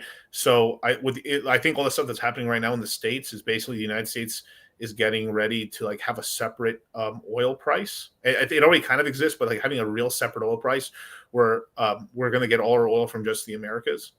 We're turning Venezuela back on. I think I was about to say, yeah, we were talking off stream about that. Maduro, because I'm down towards there at the moment, and they want him out. Everyone wants him out in South America. I mean, the Venezuelans do. They're the most displaced country, and people from their country, they're so displaced all over. In the Americas, yeah. But yeah, they're going to come after Maduro. It's just a matter of time, I think. Because he's too pally with the Russians. He's too pally with Cuba. Yeah, I mean it's it's like whatever this sphere of influence. The United States needs control of all the Americas. That's kind of what they've always done that. And Russia is king. Brother, chill. Brother, finish off the Ukraine, which I thought you guys would have already by now. I really have. Like, I'm actually kind of surprised you haven't really. It's an interesting perspective because like I spent some time in Belgrade. I was in Serbia, which, by the way, super racist country. They love their own people. So like, if you think you're going to go to Eastern Europe and you're going to clean up as a lot of American guys and a lot of like European guys think they're just going to go over and they'll find like the perfect kind of right wing chill wife. Yeah, it's not going to happen. They like their Serbians. Serbians stick with Serbians, and they're a little bit quote unquote racist like that, but it's not. It's just they're very nationalistically proud of their country. Same with Polish, although the Polish are kind of intermingling a little bit more. I've said for a long time Poland needs to attack Germany now. Every world war, how it always starts Germany. I mean, Poland gets taken out early. What Poland needs to do is blitzkrieg Germany right now. I had this whole thing in my head. Can you imagine? Poland joined Russia, and Poland just started attacking Germany off the rip. Because they hate the Russians. Every war they get taken out early. They get taken out early in the war. Do. But so the crazy thing is, so there's a study that said that by 2035, the GDP per person is going to be higher in Poland than it is going to be in the UK. Oh, like, yeah, because they have a positive birth rate. They have a positive birth rate, and they're not letting immigrants in. And they're also pushing. No. They are letting immigrants in, but they're only letting Ukrainians in. They're very specific. Yeah, bro. I was in Krakow. There's so many Ukrainians there, but okay. I'm gonna women only or men? Women only or men? A lot of women. Ah, there we go.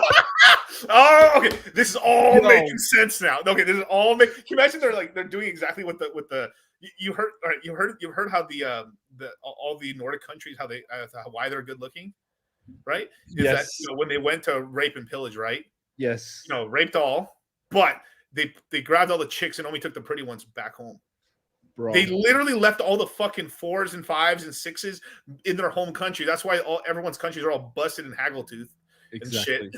They took all the dime pieces home, bro. Dime pieces, literally. This is what's That's happening. exactly what they did. What's happening in Poland, man? Like, okay, I'm gonna spit That's why some they're game. They're GMO humans.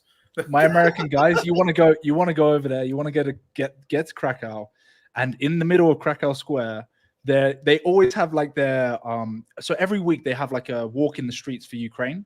So I should send you some videos, but they all walk together with a massive big Ukrainian flag, and then they always every single day there's like people trying to get donations for Ukraine.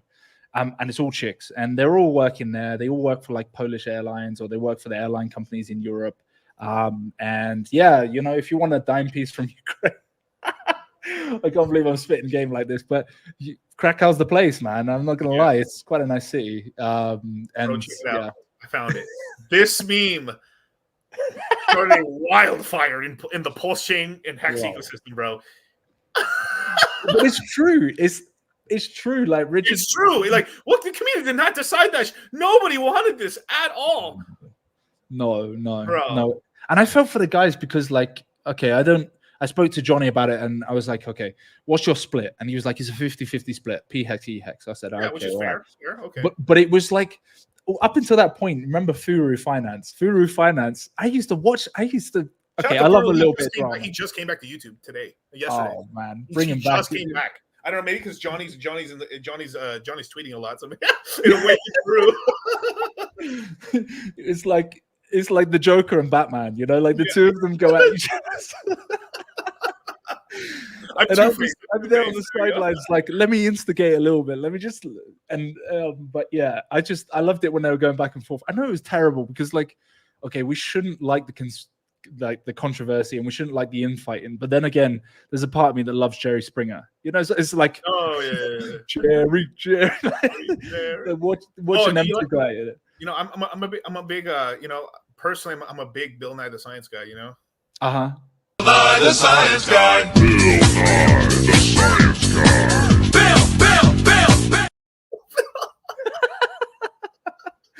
I do this shit to wake my guys up, like, because I've been saying that everyone's like, we're all like, you know how we're like, no, it's TikTok that's ruining everyone's brain. It's this, it's that, or whatever, right? No. Twitter, there's shorts on Twitter, there's shorts on YouTube, there's shorts on Instagram, there's shorts on TikTok. Mm-hmm. They're like, it doesn't matter if they're showing us left shit, funny shit, you know, grime shit. It doesn't matter what it is. They're fucking our brain. It's a war on the attention span. They're actually, I think they're doing it literally on purpose for us to forget stuff. I think basically I think the master plan here is that when all the pedo stuff comes out finally, that we just forget about it and don't care anymore. Yeah. It's just old news. I think that's really the master plan here. Is like, okay, just in case we lose, we'll just fuck their attention span just enough that, like, oh, this happened. Well, like, I mean, we don't care about Epstein anymore. I mean, Trump got assassination attempt, and we nobody cares anymore. Nobody cares. It was like two weeks ago, a few weeks ago news, and then that was it. That happened between, like, right before the elections, right before the voting started. Whoo! It would have been donezo, bro. It would have been donezo, bro. Like it, but whatever. It's fucking crazy. I'm like, well, Richard Hart doesn't want you to know this meme happened. This, like, no, fuck with you. We could go into that, man. Like, cause I'm big on the, like, I think there's a lot of MK Ultra programming on TikTok and transhumanism. I don't know if you looked into that and the idea of, like, robotics and being able to control the mind and the World Economic Forum doing that kind of stuff, and gender confusion, deliberate gender confusion, obviously to weaken man and men's roles in society, but also, like, there's so many subtle images and things being put out there. Like, have you ever, I don't know if we should talk about this on stream. Another time I'll talk about it, because this, you know, this is some deep stuff, like beta kitten programming, whereby but like a lot of that human augmentation shit only really works on the brain. Right. Anytime you add metal machines, anything to your skin, your body ends up rejecting it. So a lot of the stuff, if I were to put magnets, or I was supposed to put I put metal in here, or I put let's just say I wanted to put even metal claws to come out like Wolverine, I would die of infections basically, and I lose my arm. A lot of these guys who do there's some people who are kind of sick in the head, where they're the big body modification guys. Mm-hmm. If it's not stuff that's in the brain, because it can kind of get away from the infections. Sure. Besides that, I mean, basically, you have this massive amount of, you have to take a bunch of immune suppressors, right, and weakeners in order for your body not to destroy your body. So it's really bad. Basically, doesn't really work in some, and that's kind of one of the reasons, if you actually look at with Wolverine, he's getting adamantium poisoning. No, he's just getting poisoning from having metal in his body. His body's rejecting it, so he's healing himself. Mm-hmm. Now, maybe there is adamantium poison, but it's kind of the same shit. You're not supposed to have all this fucking crazy shit in your body, or all these. You can have it outside. It could be I think we all in this whenever the next war is, whether it's in the 2030s, real war, we'll probably have our version of a sort of an AI powered sort of suit, exoskeleton sort of suit that doesn't help us the whole way. It's just kind of let's just say I was squatting, and it'd help you at the bottom of the squat, and then your muscle would be the rest of it and stuff like that. So it'd help you on impacts and stuff. That's what they're doing right now, is they're putting some soldiers in it right now and testing it out, how they move and where they need support. And then just adding basically using the AI to create algorithms to when to apply support for a human body. Okay. And that's what's happening right now. So, and then on top of that too, I think one of the biggest companies you could ever start right now is probably an anti-drone company. Massive amount of money. If you could start an anti-drone company, bro, I mean, that's probably something, if as a millennial you could probably start. If I make enough money, I'm probably going to go into it, because what you see what happened in the Ukraine war, that's exactly what's going to happen in a real war. It's not going to be human versus human. It's going to be you're getting killed in your apartment. Those videos are and you see it on X. I mean, if you go down the rabbit hole, Black Russian on Twitter, and there's quite a few different channels, but you see those. Anyone who wants to go to war, who wants to be stupid enough to go to war, I'm like, bro, you're gonna get blown the F up. There was a young guy who I used to work with, and he was like, I might just serve the military. I might go out there. I might go volunteer in Ukraine. I'm like, bro, have you seen these videos? Have you seen these drone strikes? You got no chance. You're gonna get absolutely obliterated. And I just kept sending them drone videos. There's horrible, and I really think the Ukrainians should the Ukrainians should get basically Geneva accorded, or whatever the fuck, whatever the fuck it you need to against because they've done horrible shit where there's wounded soldiers, they're dead already, then they bomb them anyway.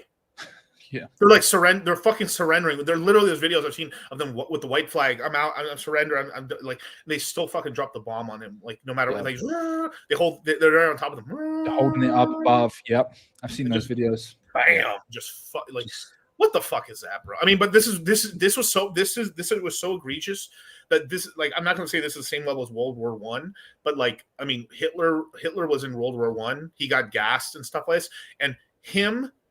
Other German soldiers, the German brass, all the brass in the United States, everyone said, yo, fuck that shit. We're not doing trench warfare again.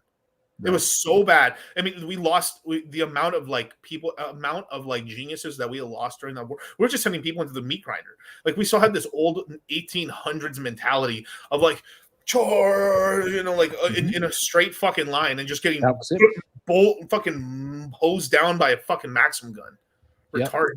It's the same in the UK. Well, the UK forces told to walk, not run, and they did experiments saying if you ran in diagonals zigzags, you would have prevented so many losses. But for days and days and days on end, just sending people across, walking across, because they supposedly bombed the entrenched German soldiers, and they just come out afterwards and just shooting them down with machine guns.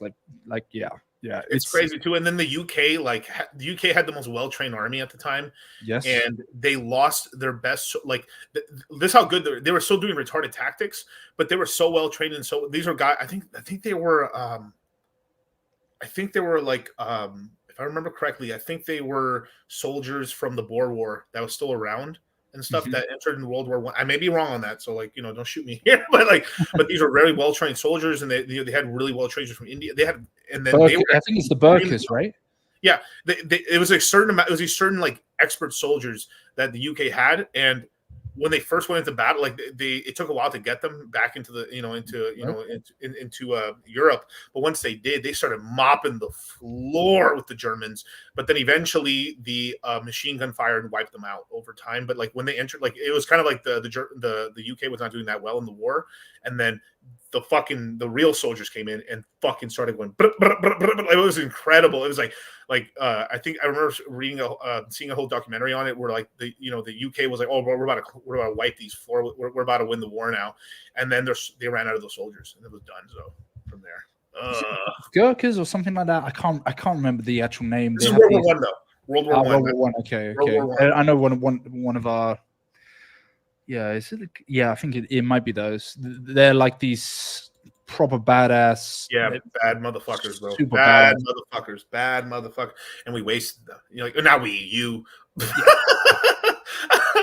you guys wasted them. Just on. It's just so horrible, bro. It is, but this kind of the changing of tactics and stuff because when you don't have a war for a long time, the technology could upgrade like extraordinarily insane and it's over. Like it's fucking crazy. Like so it's gonna be drone. It's gonna be drone. I mean, one of the best technology you could probably invent right now is probably like instead of a flashbang grenade, you have an EMP grenade. Okay. Wipe out all tech anywhere and stuff like that. It's good. That'd actually be like a huge one. And then the whole industry's there. I mean, fuck, man. Imagine if you were a soldier. Are we gonna go from dollar cost crypto to Lord of War? I mean, possibly. Whatever I got to do to fucking keep making this Skrilla, man. No matter what, man. No matter what, man. I only accept crypto, baby. That's it. Can't rug me. I need my payment. Delivery on payment. But imagine like instead of having like a fucking javelin, I have like these little mini ones that just attack drones. That's exactly what you need, man. That's it. Yeah. I saw that Russian video where they shot down the Ukrainian drone that was coming across. That was pretty badass, I must say. But I worry a lot that my country will get involved and Poland will get involved soon. Yeah, just because leading up to the recent general election, they were talking about what they call it in the UK. They don't call it conscription, but it is conscription. Yeah, it's conscription. It's the it's basically a different term for it. It's like I know what you're talking about. It's mandatory for like 18-year-olds or something. And the approach they were trying to say during the build up to the elections was like, oh yeah, well we've become soft and these kids need to like go into the military and stuff. And I was like, no, you're just preparing possibly for a war. Like you're just preparing. They're so in Zelensky's draft pocket. Yeah, the draft, but they call it something slightly different. I can't remember what it is off the top of my head, but it's just I have a feeling because the UK is so pro Ukraine. They're so pro Ukraine. It's like so conditioned by the BBC, and people don't really think for themselves. Obviously, RT News got banned in the UK, and then it's just okay. There's been programming for years and years and years of films of American good guy, Russia bad guy. There's always been that programming for a long period of time, and it doesn't help. There was an incident in a small town in the UK, in Salisbury, where there was a Novichok poisoning. So it's a tiny little town. I've actually been there before, and it was in a little Pizza Express. It's similar to kind of Pizza Hut. Pizza Hut. And this Russian individual that had been a whistleblower had come across. MI6 was meant to be looking after him, and he was Novichoked. And so in that moment, basically the UK got really, really threatened by Russia. They were so worried about Russia all over the media, all over the news. And so there's been this kind of like this anti-Russian stance ever since. Where's he gone? I'm here, brother. So we are very, very like everyone's very pro Ukraine. But then when I try and have conversations with people from the UK, I'll be like, okay, well, what happened in 2014? What happened in, let's dig deep into it.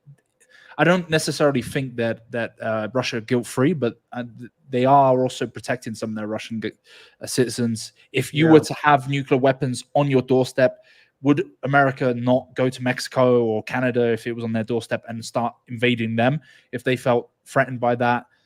There was agreements, the 1990 agreement as well. and I think they've it's- just been going east and east and east the whole time. Right. I mean, at some point, I think the United States is going to, probably take over Canada at some point.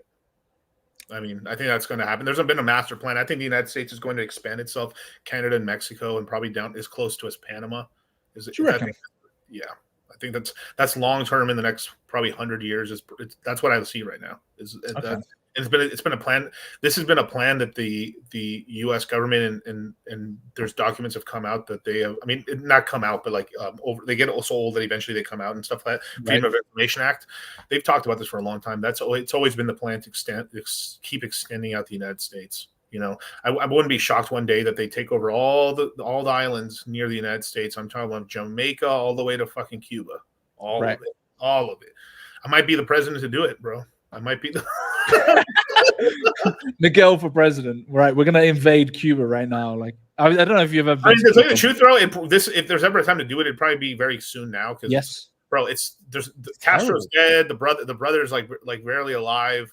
I mean, they're allowing tourism. So what's going on right now is there's something called soft power, and so you know what soft power is, right? In a way, so it's like it's sort of either you are as a country are putting money intentionally into your culture or your sort of your culture or your kind of your arts to bleed into a country, and that starts infecting the other country and stuff in terms of like how your ideas work or them just liking you because they like your content. So like Japan's exerting soft power in the United States, so this is why everyone likes anime.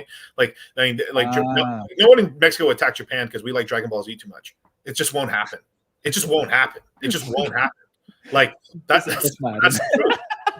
truth, bro. You want to know some crazy shit? Every time there's a new episode of Dragon Ball Super, the cartel activity dies down by 90% for that day.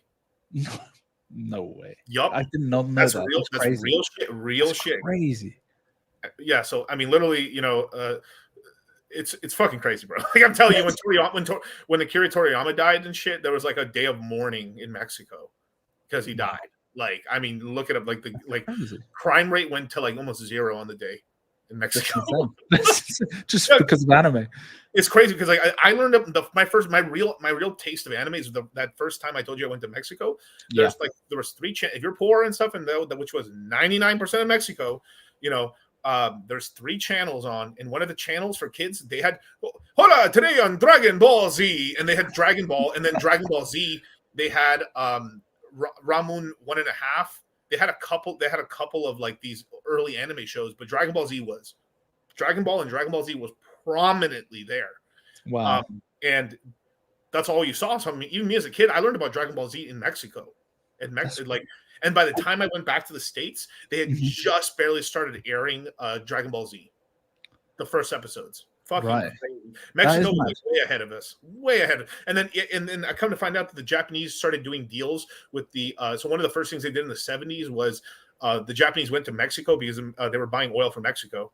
And one of the things they did there is they did deals with their television networks and started airing Japanese cartoons in Mexico since the 70s. That's insane.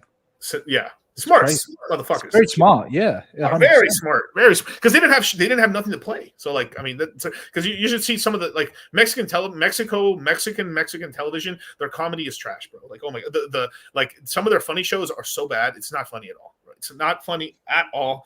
I'm telling you, as a guy who can understand it, it's not hilarious at all.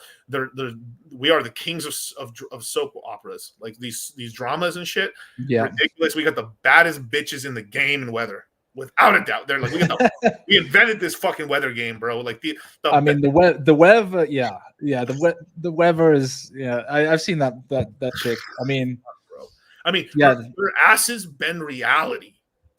Like I'm telling you, bro. Like oh my god, bro. Like Jesus Christ. Although I'm in a part of the world where I've never seen so many BBLs in my life, so it's an interesting. Where are you at right now? Medellin. Oh, BBL's really down there? Yeah, there's loads. I thought that was mostly. I'm mostly like a little bit of a American thing / like kind of Brazilian thing, but it's even in Colombia. Yeah, Medellin is full of it, man. Like I've never seen. Yeah, I was surprised, man. I was surprised. there's a lot of like plastic surgery obviously down here, but you know, it's an interesting culture. A lot of guys come here and they expect to clean up and whatever, but a lot of the Americans will come down here and they don't look good. They don't look after themselves. They don't look attractive. And they come down, they're really poorly dressed and stuff. And then they wonder why 2 20-year-olds want to take him back to his hotel and then rob him. And it's like, it's very common. And you hear a lot of like YouTubers talking about it. But the truth is, if you look after yourself, if you're, switched on, if it's too easy, they have this expression saying like, don't be a papaya. If you're switched on, Don't be a papaya. Don't be a papaya. Yeah, that's their expression. Like all the Colombians, the local Colombians, be like, don't be a papaya. Like, don't be basically some dumb, naive, basically naive motherfucker. Yeah, that's if hilarious. you're like I don't know, if you're 350 pounds and you've got like cargos on and you're sweating and you're like in bro, your I got the unisock, bro. It's unisock. I'm dripped head to toe, bro. Unisocks, bro. It's like, yeah, she's really there for your personality, I'm sure. Yeah. I was in a rock bar, man, and I'm like looking across at this guy and I'm like, he's gonna get robbed. I put it on my Instagram story. I was like, this guy is gonna get robbed in like 5 seconds. I'm sure of it. His drink is gonna get spiked because there's a flower. There's a flower in the mountains that you can pick that is it's called scoopla or something like that. I can't remember the exact term. And they put it sometimes on their tits or they put it in the drink and stuff. And it just like zombifies you. You're still conscious, but you can just rob a person. Yeah, it's dragon's breath or whatever the fuck they call it. Yeah, where it's like zombie powder or whatever. Fuck yeah, That's fucking, it. Yeah. And no. So you guys talking El Chapo? I'm not talking about El Chapo or El Chapolin or something. There is some funny Mexican shows, but there's like what I'm talking about is like a lot of like these comedy shows that they would do for like not Sábado Gigante, that was okay, but like all the previous stuff, like a lot of like imagine if like their morning television shows would try to do their funny version of shows and they were fucking horrible, like terrible trash shows. Yeah. Anyways, we'll go back to the zombie flower thing. By the way, coming back to potential cultural infiltration via like television and stuff like that, K-pop. What's your opinion on that, man? Because I got a feeling like it's pretty trash. It's pretty trash. I don't like trash, it, man. But it's like super popular with a very small niche. Like even here, they had. I'm walking down the street and there's like a popular strip, and they're watching K-pop concert on a big TV, and there's like loads of chicks just sat down watching the thing, and I'm like, why are they so into like very effeminate Korean men? It's part of it. I mean, I'm not from that culture, so I don't know, right? But the way I look at it, and this is from like a red pill mind, is I just like guys watch it. There's a lot of simpy dudes. Like I call them like kind of doughboy. Like it's skinny fat guys. A lot of skinny fat Korean guys and skinny fat fucking white boys and stuff. Like, I've yet to meet. Like I think I've never met a black guy that likes K-pop. Maybe they exist, possibly because there's black dudes that like anime, but legitimately, like I don't think I've heard a single K-pop song I thought was like really good ever in my life. And most people are watching it because like they want to fuck these fucking Korean dolls, basically. I can understand the guy side a lot. I mean, guys are easy. For the girl side, same thing. They just want to fuck these dudes. That's it. It's basically just sex appeal, and that's why they have to look like porcelain dolls. And like it's kind of hilarious because like you can like it's kind of funny. I think the Americans got the boy bands a little bit better and stuff to make them look diverse. But like when you have four band members, they can all look very different because you can style them different. But when you get 8 to 7 groups, you have a lot of guys that look the same, and they have to place them away from the other one over here and kind of change them. It's kind of like there's so many of them that you actually look at them for a second and go like, wow, that looks very different. The Atropa Dev likes K-pop. That's an L. That's an L. But like, I mean, like, just go to South Korea and you slay this. I mean, dude, these guys ain't fucking, bro. Like, just go anywhere. I laughed about it though, like, because there was I can't remember. There was like an outrage for one K-pop star because the K-pop star was like slaying puss, and I was like, I'm not surprised, man. You're like, I can put 2 and 2 together. This guy is a little bit like a bit effeminate, but you know, what's he in the game for? Money, fame, and getting laid. It's And as simple it's as not that. even the money. They fuck them over on the money side. Like most K-pop stars are all slaves. They're all slaves owned by subsidiaries of Samsung and LG. Right. Like South Korea is literally 2 families, right? it's 2-3 families. Maybe chibis or chibes. I forgot what they're called. They're basically it's like 13. It's basically 13 royal bloodlines of companies. Right. They own everything. They run it. Basically, if you're a fucking loser, if you don't get high enough grades and you can't work for fucking Samsung, you're a fucking loser. And then all the other companies are all subsidiaries of these companies anyway. So it's all bullshit. And then it's all bullshit, right? And I'm not saying American rock and roll and all that crap isn't bullshit either, because it's also a bunch of people selecting people. It isn't just based off of talent. It's based off of a part of it's a look, and the other part is like we can give you the talent because we can write the songs and everything for you. Yeah. And this is why they own so much of it. You know, I mean, it's not even BlackRock. BlackRock's a lot more like chiller with it, like because there's like you still have the freedom to like make your own thing, and you don't get made fun of for trying to like if being a YouTuber. Like I think maybe now, and if you're big and you're big, right? It's like if I'm a famous YouTuber in South Korea. Well, I'm a famous YouTuber in Korea, so it's kind of like, all right, you get the pass. Well, I know who you are. You passed the famous test, so I guess like it's okay. You know, you my son, you no failure. Whatever, right? You're not a failure, right? Money gun gang son, yeah. I'm being really Japanese here, but like, but that's what it is. But like, but because they've now because my group's called the Citadel, right? Me and Charlie's group's called the Citadel, right? The whole thing is basically we're trying to ascend over time, going higher and higher. If we can't, we're not going high on the money side. We try to get our game up or whatever the fuck it is, just trying to go up, right? We're trying to be in a positive place to ascend, right? Well, in South Korea, you're kind of fucked basically because there's so much social pressure. Things are costing more. I mean, just like everywhere else, but there's no way to ascend. And basically, there's such a rigid path that if you don't conform to the rigid path, you're a fucking loser. And then because you feel like a loser, everyone else knows you're a loser because everyone says you're a loser now because society says you're a loser. Then you don't get any fucking cutty. And and even though if you looked kind of okay, you're just not getting any pussy because like, work for work for Hyundai. Samsung, you work at LG. If you don't work anywhere of those places, you're fucking a loser. That's right. And you're not fucking high on the totem pole. Like we're like in America, you could just be a fucking plumber, do pretty good, and make a lot of money, and then you can get some fucking cutty out here, or like there's a lot of shit you can do. Yeah. But is that still the case? Like in places like there's ultra competitive places like Miami. I'm sure is extremely competitive. Yes, So I've had tons of talks with. I mean, me and Charlie have talked about it a lot. We talked about it with Myron and Fresh when we're over there, and everybody, right? I mean, basically the Brickell where they're at, right? That's the financial district, the Brickell in Miami, in South Beach. The bartenders, the chicks in the front, every bitch in that hoe is hotter than just about every fucking small town girl. Yeah, like the runts of the litter in Brickell shit on like almost like the best chick at your job or anywhere. It's like the sexual competition there is so insane for chicks. It's like fucking mind-boggling actually. And not saying like, and they're not dressed like, not even like they're dressed like whores or anything like that. It's just like literally you can just go into a restaurant and be like, damn, okay. Like, wow, that's a step up. Like, imagine you go into a restaurant, you're seeing snaggletooth after snaggletooth, one hot bitch maybe, and like one okay looking girl, and that's it, right? You go into a restaurant and like every bitch is like, wow, okay.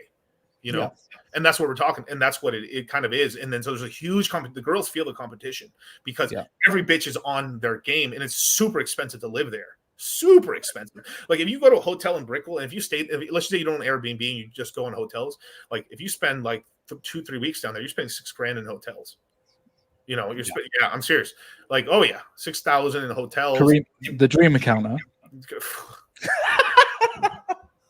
Bro, chill, bro. Well, no, he had a place, man. He had his places. He had really nice places and stuff. He had some roommates and stuff too.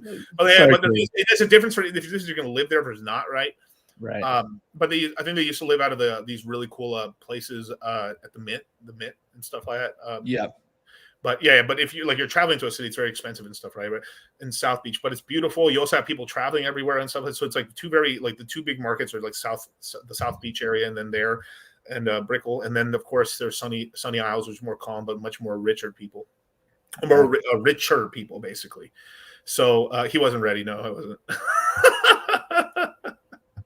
but you know, there's some great places around the world. I mean, a lot of American guys, I've seen it a lot. Like they'll come across. I saw it a lot in Budapest and stuff. They'll come to Europe and they think it's going to be super easy, particularly towards Eastern Europe. It really isn't. But there are some amazing places. Like, okay, if you want easy, go to Stockholm, Sweden. But they're super hot. They're super hot. So if you want something that's easy, okay, I'm gonna sound really misogynistic here. So sorry, mom. Anyway, oh, sorry, we'll never. How could you be on my show, bro? It's insane. Like how terrible.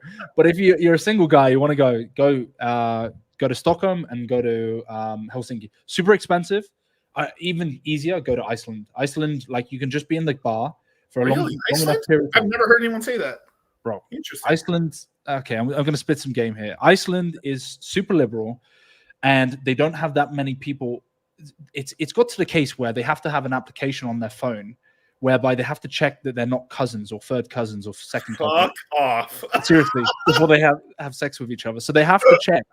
So like if you're in Iceland, it's super expensive. Okay, if you're drinking out there, it's super expensive. But you can be in a bar and you be there long enough, like go to the end of be at the end of the bar, and someone will pull you. And I got pulled in Finland, in Helsinki. Like it was so incredibly easy, and they're very, very, very hot. Stockholm, they're extremely hot as well. Stay away from Malmo, shithole. Don't go there. Gothenburg is better as well. But in terms of like super beautiful women, next time you're coming to Vegas, bro, when we have an event, bro, we'll have you along with us, man, instead of with Hexy as well. But we're not taking no directions from Hexy. Zero directions from Hexy, bro. I heard he took you to a tranny bar. Is that right? I don't know, bro. I mean, plead the fifth. I got the fuck up out of there as soon as I could. I'd be trying to contact your friend. What's his name? He used to hang around with Dan Bilzerian. You shared a studio with him. Oh yeah, Michael Sartain. Yeah. I think about Sartain. Yeah, he's a homie. Yeah, he's a homie. Yeah, he's in our studio right now. He's like all the we've got about out of my studio in Las Vegas, we have 5 shows in production right now. Wow. Right, 5 shows in production, not including mine or Charlie's. Do you guys own the studio then and just run it out? Or? Yeah. That's genius, because I remember who was saying like that would be one of the most important things in key cities, having a studio that can be rented out on a, because there's so many we're keeping it very limited, because also because right now we have so many shows trying to apply that like we've turned down a ton of shows. We're trying to like only establish shows, and then if it kind of makes sense and stuff, but we also are trying to keep it up so we can do a show ourselves. But like anytime we do like a Pulse Chain event, I'll have guys, hey, if you want to do your show over here, you can do your show and stuff like, for the bros and stuff, because it's really difficult, because like right now I'm in California right now, and like I'm over here in the in the fucking Airbnb right now in the fuck yeah. So you hop around those places. Like I like America. I used to love going to America. I lived in Canada for a long period of time in Vancouver, and then we used to come down the West Coast. Yeah, I did uni there. Some smoking hot people there as well. Like again, if we're going, okay, I got to finish that point, because Kosice, Slovakia. So Tate recently said it, and bro, it's a tiny little village town. Okay, unreal. Like unreal, tents everywhere, and I'm not even kidding. I know the Tates had said that. My mate went to Moldova because he heard about what the Tates said. Moldova is not what they say it is, but Kosice is unreal. Croatia is unreal. Croatian girls are really cool. Montenegrin girls as well, and Serbian girls are like, wow, like Belgrade. So Slovakia, Serbia, Croatia, like really, really top draw if you're a single guy. If you want it easy, then you want to go towards the northern European countries, like your Sweden, Finland. Bro, remember you told me about the Romanian chicks? Yeah. So those, okay, I'll tell the story. Why not? So protect the innocent. Yeah. Well, how? Okay. I just don't say your buddies' names. Don't say, No, I wouldn't say nothing. Yeah. So I went out on a night out in London, and so I went to this casino and got chatting. I was kind of half lit, and I started chatting to the dealer was super hot, like this and she was a Romanian chick. Right. So I get a number afterwards, and she's digging me. I'm just like flirting around, chucked her a tip, all of that. I ended up getting with her, and we got together, and then I exchanged Instagrams after it. Right. And I see she's following, and she's followed by someone, and she's from Bucharest originally. And I'm like, no fucking way, bro. Who do you think it is? It's Tristan Tate, bro. Money And I'm like, when you how- buy. You don't make money when... The other day is cash. Every day. Cream. Cash rules everything around me. I'm flexing. It's Friday. In the Lambo. About to go spend $1,000 on dinner. Spend $20,000 in the club. Fuck 3 bitches. And I'll wake up tomorrow richer than I woke up today.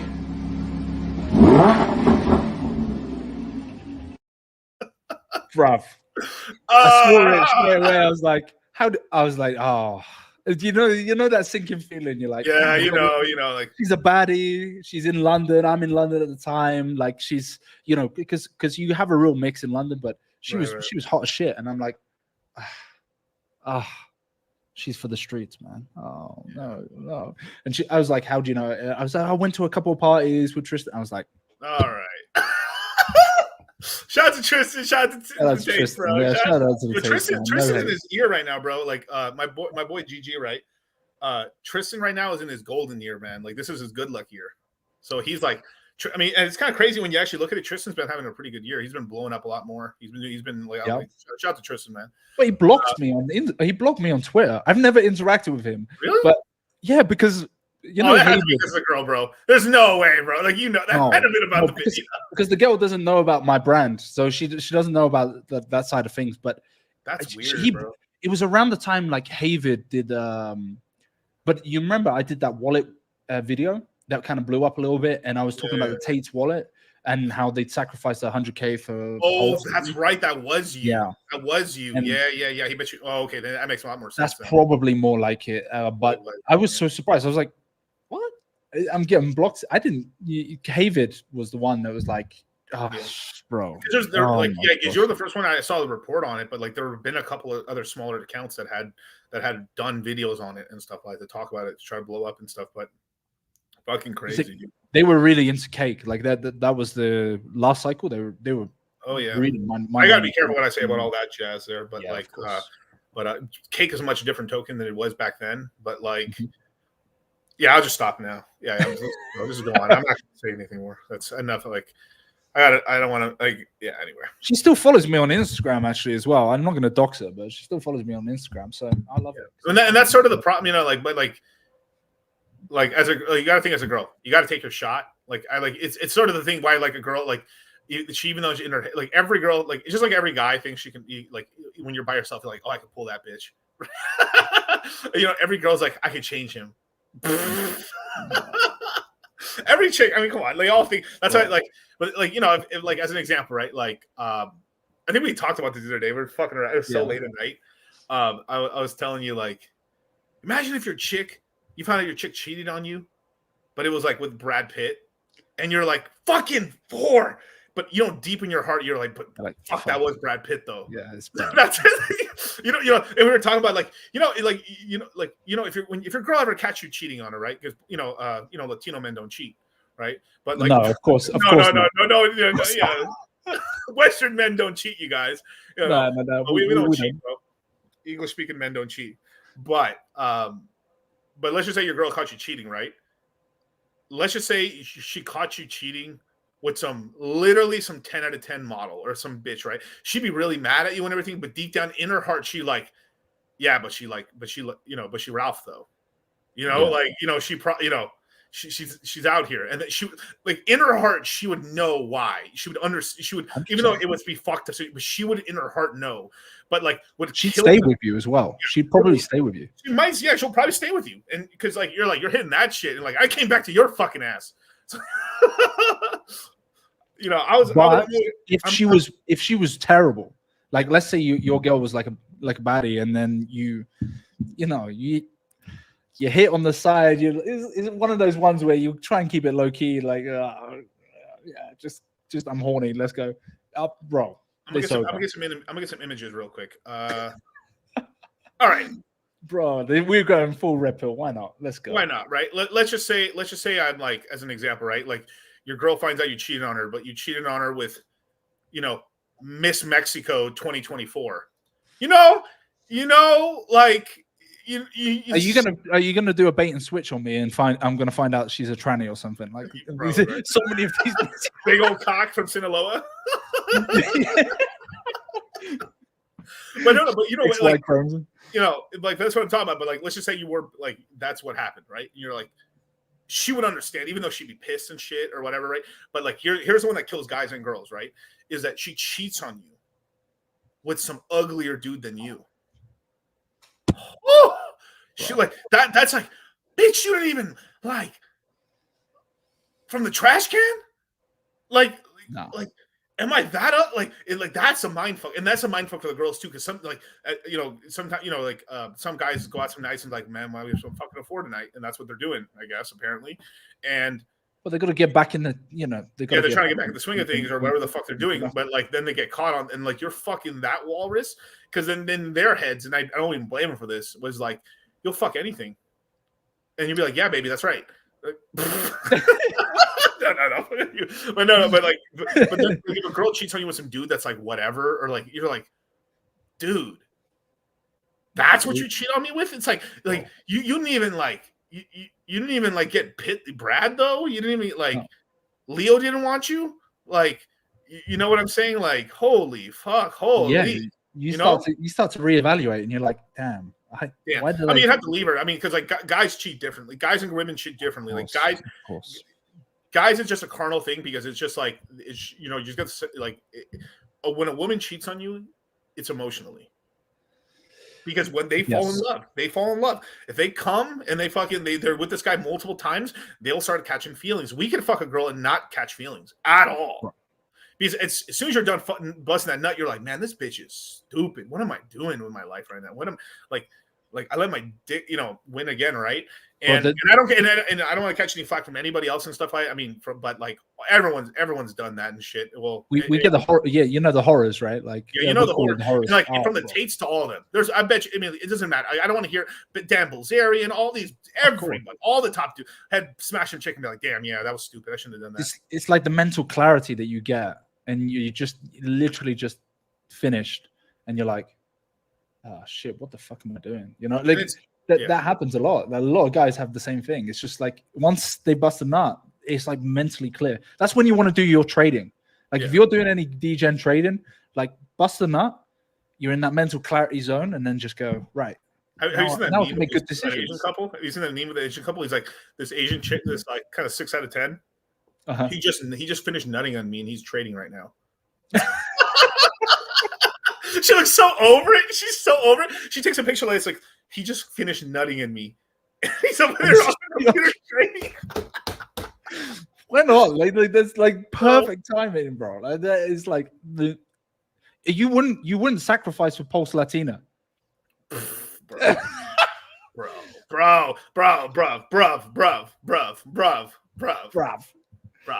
Like that was nearly $1 million. I have told guys so many times. What the hell?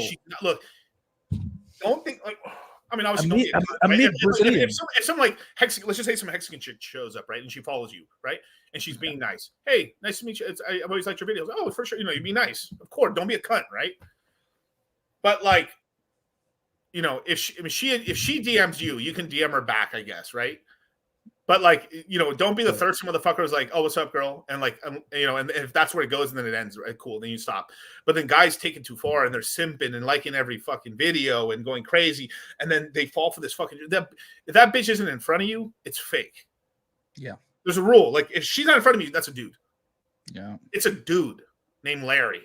You know what I mean? Like it's a fucking Indian, named Muhammad. Like it is like, no, it's not fucking real at all. It doesn't matter. It's because like, all right, what if let's just say Pulse Latina was hot, right? No, she wasn't. She was just like, she wasn't ugly, but she wasn't like fucking, she wasn't a model, right? Like, let's be honest. Yeah, I don't want to say. Well, yeah. I mean, like, no, but it's for the community. Okay, she was mid. If I compare it to the girls that are outside, like, you can go down the road to here or in Brazil. It's like That's my problem. I'm too nice sometimes. I'm too nice. But like, yeah, but in the crypto community, she's like an step 8. above. Yeah, she's an 8, which is horrible, by the way. Like there are some women in crypto. My God, man. But you know, she's paying. You know, she was in the space and stuff. She's being cool. All right, and.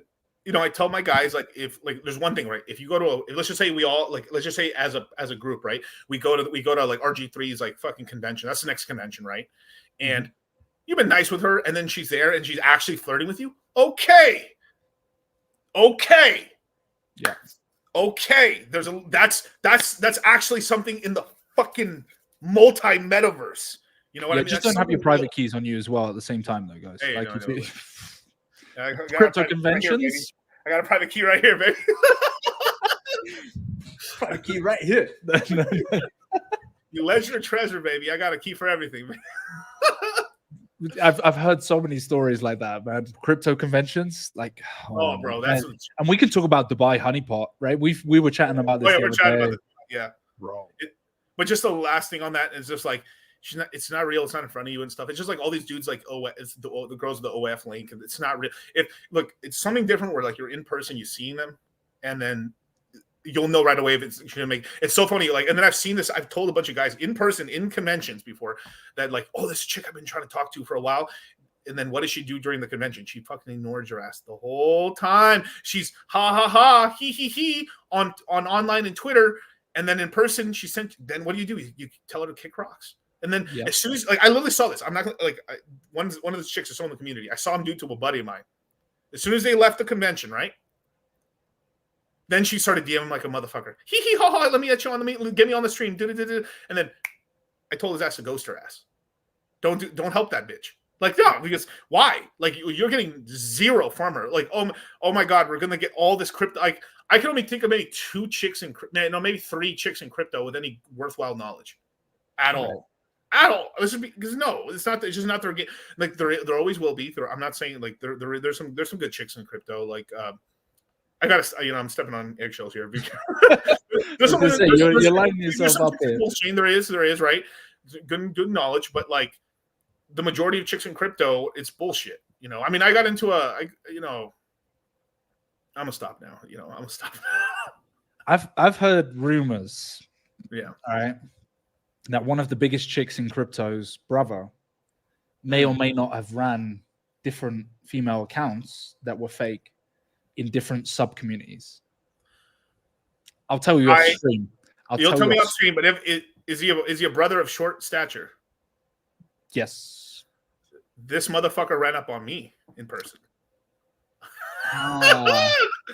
And tried to get all tough on me, and then got next to me and stopped that shit and didn't go any further, bro. Did his sister interview Andrew Tate by any chance?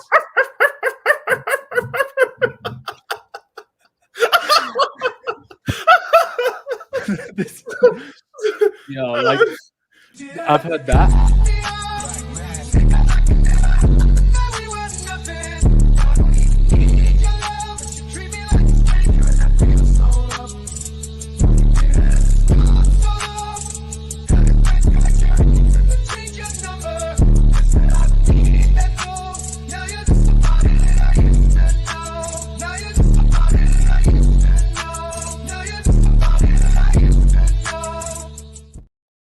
What are we talking about? I don't even know anymore.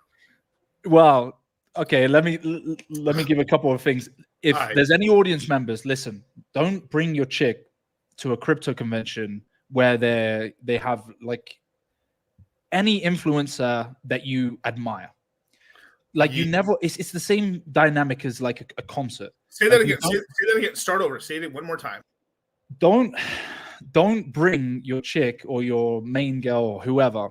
Don't bring it to someone you admire who's like a crypto influencer or anything like that. It's the same concept as like bringing your girl to a concert.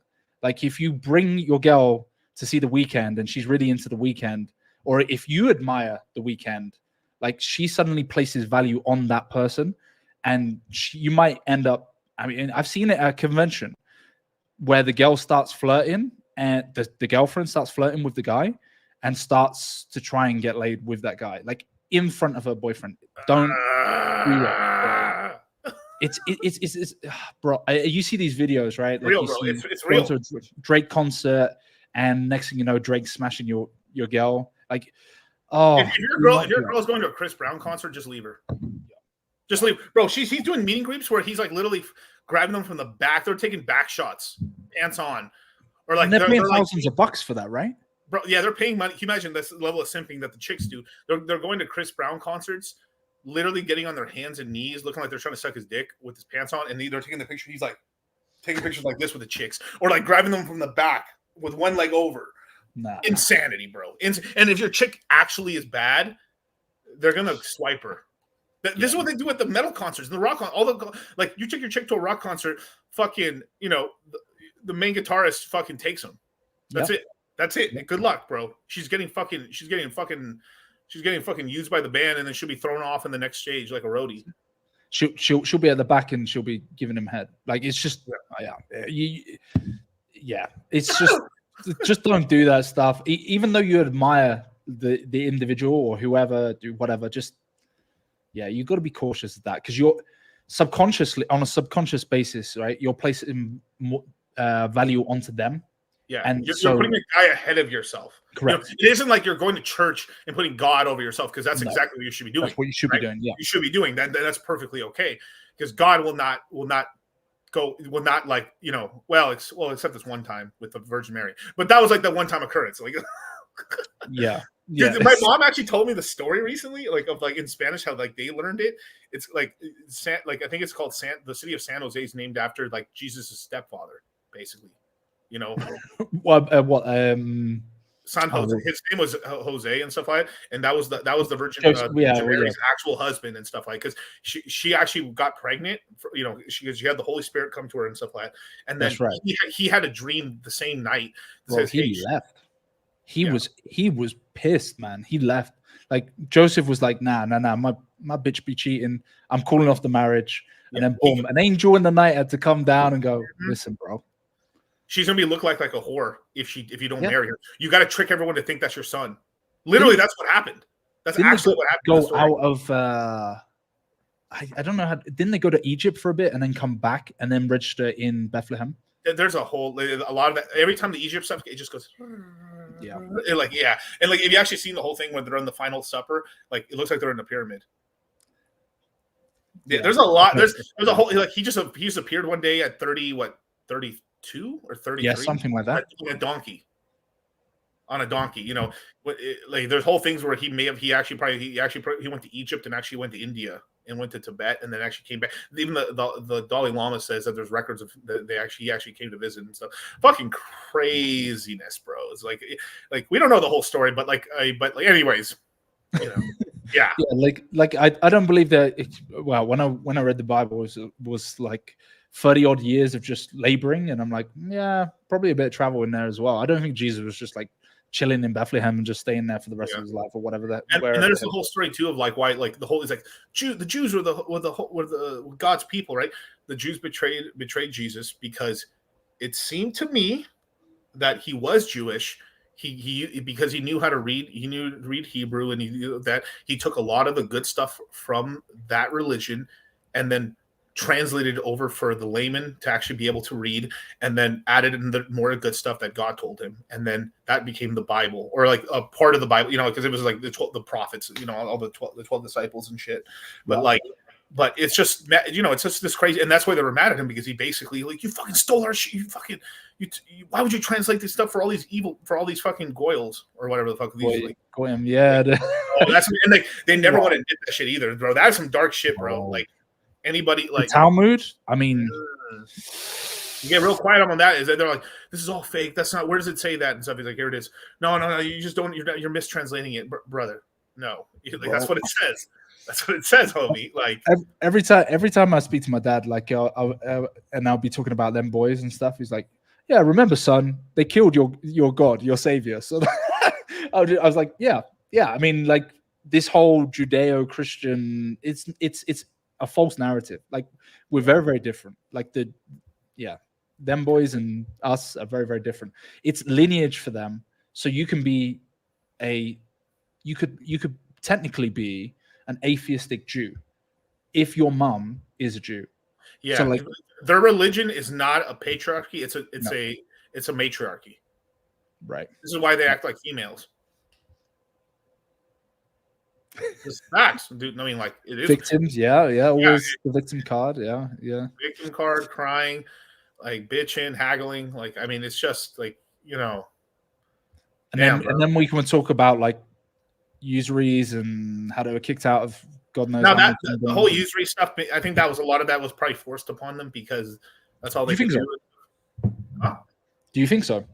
I think that's probably how it started because I don't think they just started off like that. I think because they were like it's kind of like they were the untouchable, so they that's what they were allowed to do in that society. So like, well, it's better instead of doing the worst shit, let's try to use our brains a little bit. I think that's kind of what happened. And then there are two other parties, like a lot more of their community was reading books much longer than because like if you're using your brain, I do believe in epigenetics. If you're using stuff over time, that does get passed along to not the same information, but just like the ability to process stuff. So if you have like 500-600 years more of your entire community being much more literate than another community, it would lead itself to more higher IQs.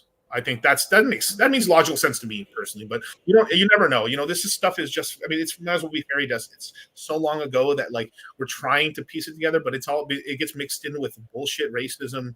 And I try to be fair. Like I haven't met any Jewish person that's a bad person. Not in my real life. Like not in my pretty nice people. Like, and this is the whole thing. It's like it's a couple of bad apples, right? Yeah. And it's kind of like, I mean, I talked to Gigi about this, and it's like Jews versus Zionists. You know what I'm saying? Like it's like not everyone had slaves.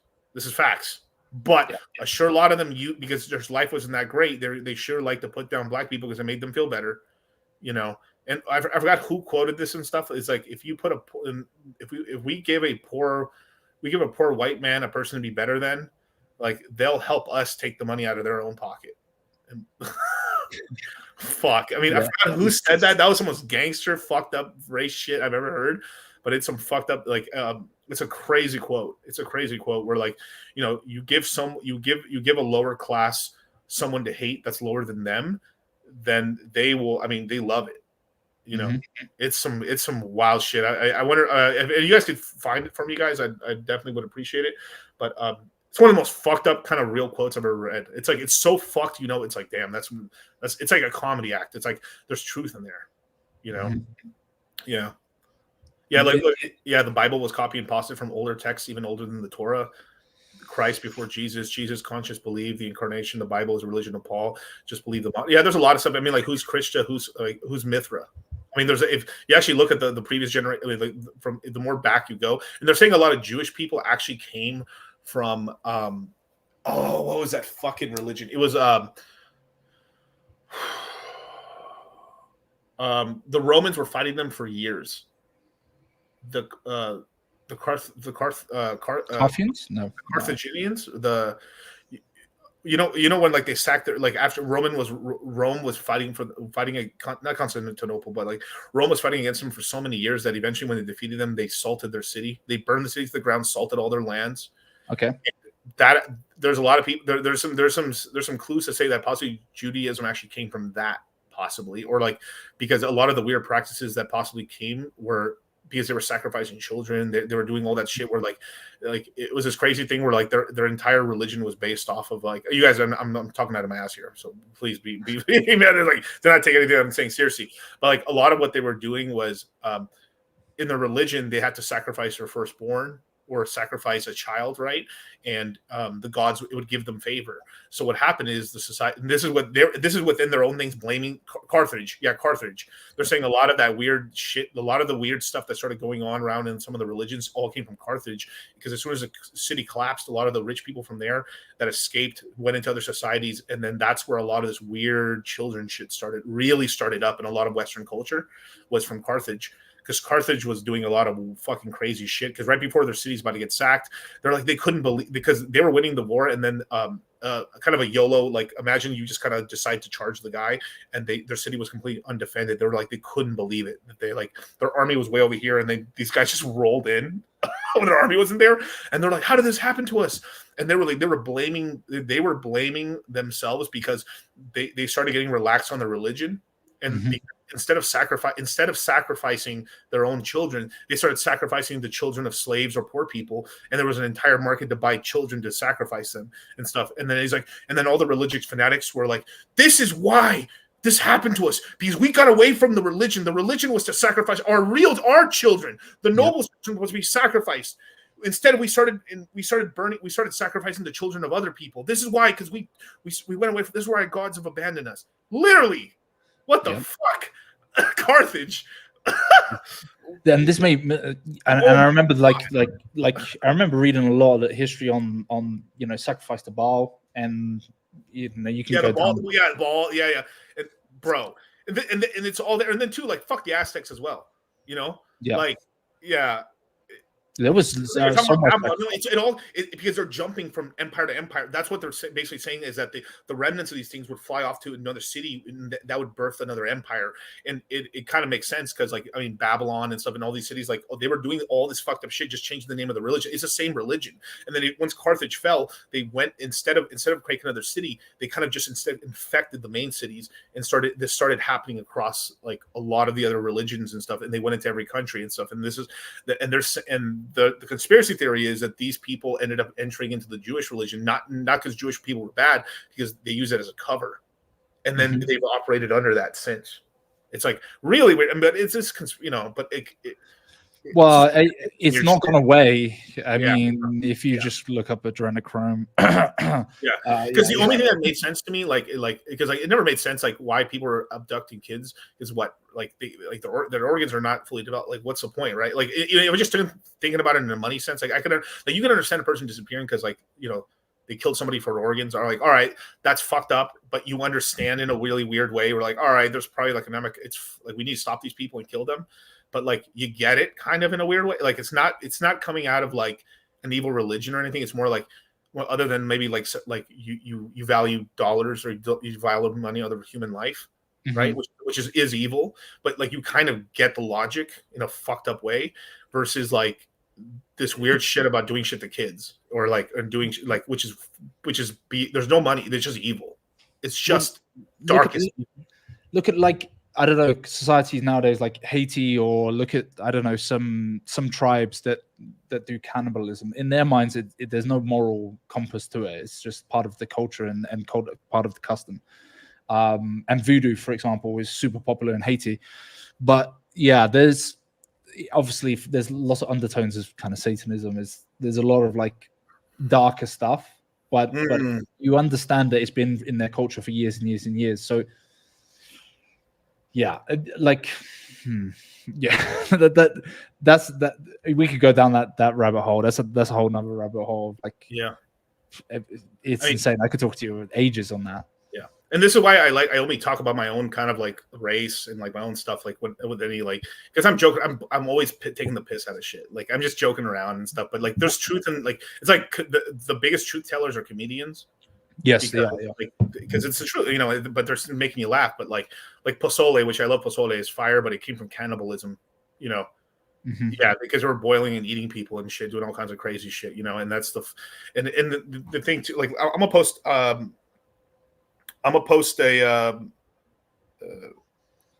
meme right now on my Twitter. Let me post this shit. This shit makes me laugh so hard, but I've talked about this for a long time, Who would have thought we'd be talking about crypto conspiracies? We'd be talking about religion. Well, I got a Gucci tinfoil hat. I've got a Gucci tinfoil hat, bucket hat right over there. So I wear, like, I've evolved. Who the fuck is this meme? It's so crazy, but, like, oh, here it is. Blood of a king. Blood of a king. But, we say that human history is full of crazy stuff. Just look at, like, societies now. Look at my lovely society in the UK. They're very the flag of the UK is multicolored rainbow. So, multicolored rainbow. God damn it, bro! Like, honestly, they have it up more than the United Kingdom flag. So yeah, so we're gone. Here's the meme, like, oh gosh, did I just go and conquer the native empire that was enslaving its neighbors, practicing human sacrifice and cannibalism, and teaching them how to read and write, converting them over to Christianity, and giving them modern ideas like sanitation? Did I just do that? I'm sorry. Yeah. I'm sorry. Bro, if you like, I've listened to like multiple tellings of like what Cortez did in Mexico. It's got to be a movie. It has to be made into a movie. I just hope they don't fuck it up like they did with what's his name, Napoleon, because man, I knew they were gonna fuck. I had high hopes because it was I had really high hopes because it was Joaquin Phoenix playing him, but like I knew whatever them boys or whoever the fuck, especially the people in Europe, were not gonna like it because he fucked Europe. He fucked up. I mean, he fucking dick slapped Europe, dude. Yeah, he did. And without Napoleon, there wouldn't be America. Yeah, and this is the thing. I knew they were going to mess it up. I knew they were going to make it slightly work. I mean, I'm just waiting for the next. They'll probably do some sort of Vikings with like Black Vikings or something. I don't know. Like just. I'm glad Japan's losing their mind over it. Like I'm glad this is the first thing Mitch needed. Like Oh, bro. Like like the Black Samurai. What is his name? I think his name's Sasuke, right? And I think they named him Sasuke, right? Like I think he was a samurai, but it was kind of I don't think wasn't he just a slave? It was just or like a free slave or something. And he became kind of like a vassal of one of the lords and stuff. And he did actually have a samurai. He was like an actual like, but there's no record of him participating in any battles or anything, at least from what we see, or like he was very minor role. But it's still really cool. It's really cool, It's a really cool story, and he did have a family and stuff, so like kind of cool, right? But like, who the fuck knows? It's kind of like if you've seen the show Shogun. Have you seen the show Shogun? No, I haven't. No. Really great show. I'd really recommend it. In the first couple episodes, he's basically an outsider, but like because the main lord promoted him up, they gave him a wife, and then like he's like, well, you can fuck him and stuff. He's like, I don't want to fuck him. You have to fuck him. And then she's like, all right, I'll fuck you then and stuff. And that's kind of what it was. And he had his own property and stuff. And then that's what it is. But like, it's just hilarious. And like, dude, the thing is, I think religions around the world are actually really beautiful, because most of the times it's usually a good thing to practice just because it's good for your soul. It's good for your soul. We are religious people, and you should follow a religion where like, you're like, hey, don't steal my bike. Don't fuck your neighbor's wife. Don't kill people. You shouldn't lie. But a lot of religions are used to control people. Well, and a lot of people also go, okay, well, this war happened. Like, yes, but you have to understand the context and who's saying it, and if the Pope is saying it, and if it's come from a man, then how can you even trust it? The only reason why I got back into religion or back into Christianity, for example, because my family grew up with it. I went to seminary, all of this shit. But I left it. I was like, you know what? I want to be a hedonist. I don't care. I want to do my thing. I got back into it because I saw Satanism in the world. Like I saw everything that was going on. And you go down that rabbit hole. And I don't know how people can't. Okay, maybe you don't believe in Christianity, but maybe you believe in the idea that there is Satanism going on. That was the biggest thing for me. Like I'm seeing, just look at the music artists, man. Like just look at the signs and what they put up and the kind of imagery. You go from Lil Nas X to what's his name, Sam Smith, to like a lot of mainstream guys. Madonna. I think the shit that's turning a lot of people over is it's a lot of these women that were like some of these women that convert to dudes aren't even that hot. But like they're I think the blue pill men, the white knights, are looking at some of these chicks turning themselves into dudes and then acting weird. I think that's what's waking up a lot of guys because they're simping for some of these Hollywood chicks. Then they turn into dudes and they're like, I think they wake up a little bit. They're like, what the fuck? This is what you're beautiful. Why would you do this here? This is and I think this is one of the things that's kind of like, waking people up is like, I forgot the name of some of these butch because I don't simp for any of these hoes, but like, what Hollywood, I mean, bro, you're doing a lot of stuff to become famous.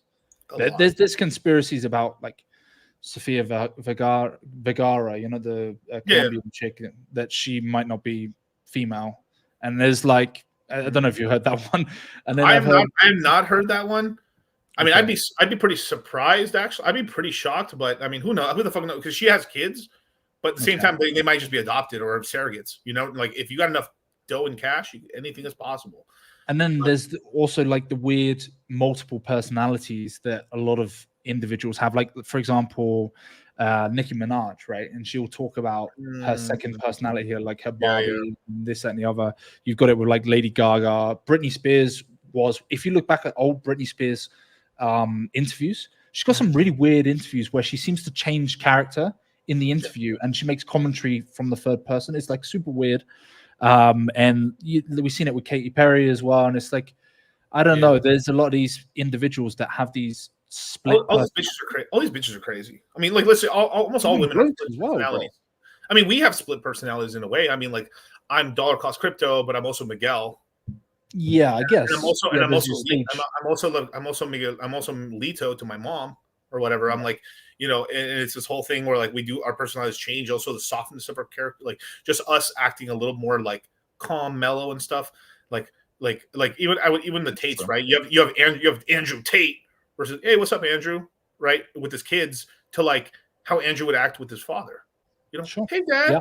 You know, and it's you know, and that's different in the same. It's the same, but it's also different personalities. If people would see you, I've never seen Miguel act like that before, or also too, like if you actually fell head over heels for a girl, right, and you're acting like like when your friends see you for the first time with a chick, and you're acting all like lovey-dovey, you're like, Jesus Christ, bro, like you never stand up to anybody. Now you're standing up, like just because like he's like, I bumped into your girlfriend, my bad, and shit. Like, don't be bumping into my girlfriend again, brother. Or like, you know, that is the worst. I've never seen that side of you, bro. Guy do that kind of stuff. Yeah, it's cringe though. It is cringe. It's cringe. Yeah. It's super cringe because it's I don't know. It's too white knighty for my liking.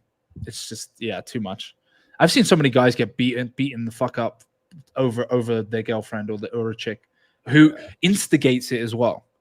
Who instigates it, and then you're like, but those are bad chicks to begin with. I can't think of a single chick that like ever like intentionally tried to wait, like, because like, well, maybe like, I don't know, I've never been with a Jersey girl, but like well, I've seen situations where the boyfriend and girlfriend have had an argument, and then she started hitting on some other guy, and then it's caused a fight. Wow. Okay, yeah, and she's actually liked that because they're fighting over her.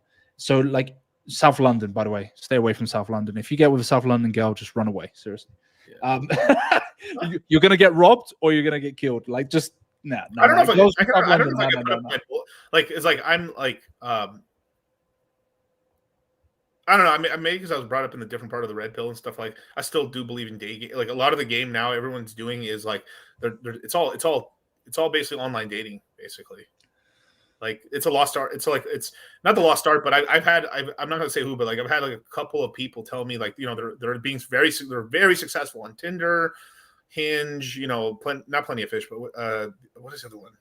Seeking arrangement and stuff like these websites and stuff and apps, and like they're like, this shit's the devil, bro. Like, I can't keep a relation. I get with the relationship, and I just like can't stop. Like, I just go on my phone and go bang another chick, and then I get caught, and I'm like, well, and then she forgives me, and then I go bang again, and then it's like, well, whatever. I'll get another one, and it's like, damn, I like that last one, but like, this is pretty cool. I haven't had this before. Ooh, and then they tell me like, yo, this shit's the devil.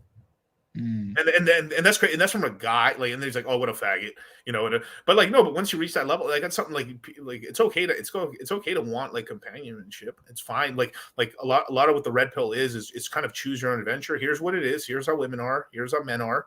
We understand men basically 80% of it, right? The other one is like, you know, most guys don't understand women, but once you sort of start getting that, and then you have economics on top of it, and you have a lot of other stuff, and you're working on yourself. You don't have to, like, everyone thinks from the outside like you're in the red pill, and then so I'm trying to be Dan Bilzerian. Most guys do not want to be Dan Bilzerian. Most people, most people just want to, like, hey, like, you know, the movie, that guy that he's like, he takes the red pill and then he betrays everybody because he's trying to go back into the Matrix, right? Yes, the bald guy who's like eating a steak. Yeah, exactly, right. So he's doing all that stuff, right? So it's a sort of thing where, like, if some people want the 1950s lifestyle, like, hey, I want to have my one wife, my house, my white picket fence, my kids, my dogs, and that's what I want. And if you want that, you can get it, but you have to work hard for it, but you can get it. But some guys are like, no, I want to have a wife, but I want to have a couple side plates on the side. Other guys are like, no, I want to be super monogamous, or I want to be I just want to fuck whores. I'm fucking these bitches left and right. Shout out to Michael Sartain. He's like, I just only date chicks with fucking big fake tits. I love big fake tits. That's what he liked. That's what he liked. That's what he says. He literally says it. I was like, I laughed when somebody told me that. He's like, I just love these fucking big ass fake titties. Like, I love that shit, and that's what he likes. And it's this is what I'm saying. It's all up to like what you like. So, and like, there's nothing wrong with like, I was like, oh, I only like I mean, this kind of, it sounds fucked up, but like, imagine you're a guy and like, I only like the darkest of chicks. Well, all right, that's your type. And some guys are like, I like the whitest of snow bunnies, or like, oh, I like me the Asian girls. And then some other like, and some guys like, I've got the yellow fever, and I only like Indian girls from this province or whatever. And that's but what the fuck's wrong with that? That's what you like. Of course, yeah. Yeah. Like, just like a girl can choose, the girl's the master of her fucking vagina, but you're the master of relationship. You're the master of commitment. Like, yeah, and that's the power. Like, and like, if you really look at humans at a bird's eye view, we are perfectly yin and yang. Like, and this is the fucked up shit nobody understands. Like, is that men make the rules for women and women make the rules for men. If men are lousy sacks of shit, it's because that's what women want. Right. Because they accept it as a standard. Yeah. Why does every woman basically, and sure, there's a couple of girls that barely put makeup on, but like, I mean, but like for anything big, they started like, oh, they're like, hey, girlfriend. I've seen tons of girls that never wear makeup, and then when it's some big deal event, like they're going to a big party or something like that, they're like, hey, kill me with my makeup. I've seen chicks freaking out. I don't know how to do my makeup, and they're having their girlfriends helping them with their makeup. Even the ones that don't want to put makeup on, that, I mean, they probably should learn a little bit, but like, still are like with their girlfriends or their mom, like, Mom, can you help me put my makeup on? Like, I don't know how to do this. And they're having their girlfriends help them out putting their makeup on and shit like that, because guys care how they look like. Of course. It comes back to, I said this the other day, and I was like, look, we don't care too much about your credentials. Like, we don't care what you do in terms of job, whatever. It is really about the look. The other thing I have to say about the red pill, because I've had friends who have embraced it and taken it on, and some people that understand it, but then their reaction to it's poor.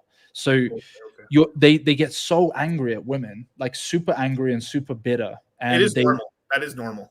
Which is normal. Yeah, it's normal for a process, but you got to understand, it's like, well, okay, there are negative traits that we have as well as men, right? Like, we like to get around as many as possible and spread our seed and stuff like that. Any guy who says they don't, if I gave you $20 million and if I gave you fame and I get you're gonna cheat on your missus, like it's just gonna happen. But people, I would never do it, bro. I never do it. I would never do it, bro. Why do they pay for cam girls? Why do they pay for like OnlyFans girls, or I don't know, watch some porn or whatever? It makes me laugh. I think they said like the most deeply religious areas are some of the highest watchers of porn. Some crazy shit like that. Yeah. I've heard that. Yeah, it doesn't matter. It doesn't matter if it's Jewish or Christian or whatever, the Baptist, Mormons as well. More Salt Lake City. Salt Lake City's out here, bro. I hear there's some baddies there, man. Like, I hear that Salt Lake City is like a uncovered. It's like a gem, basically.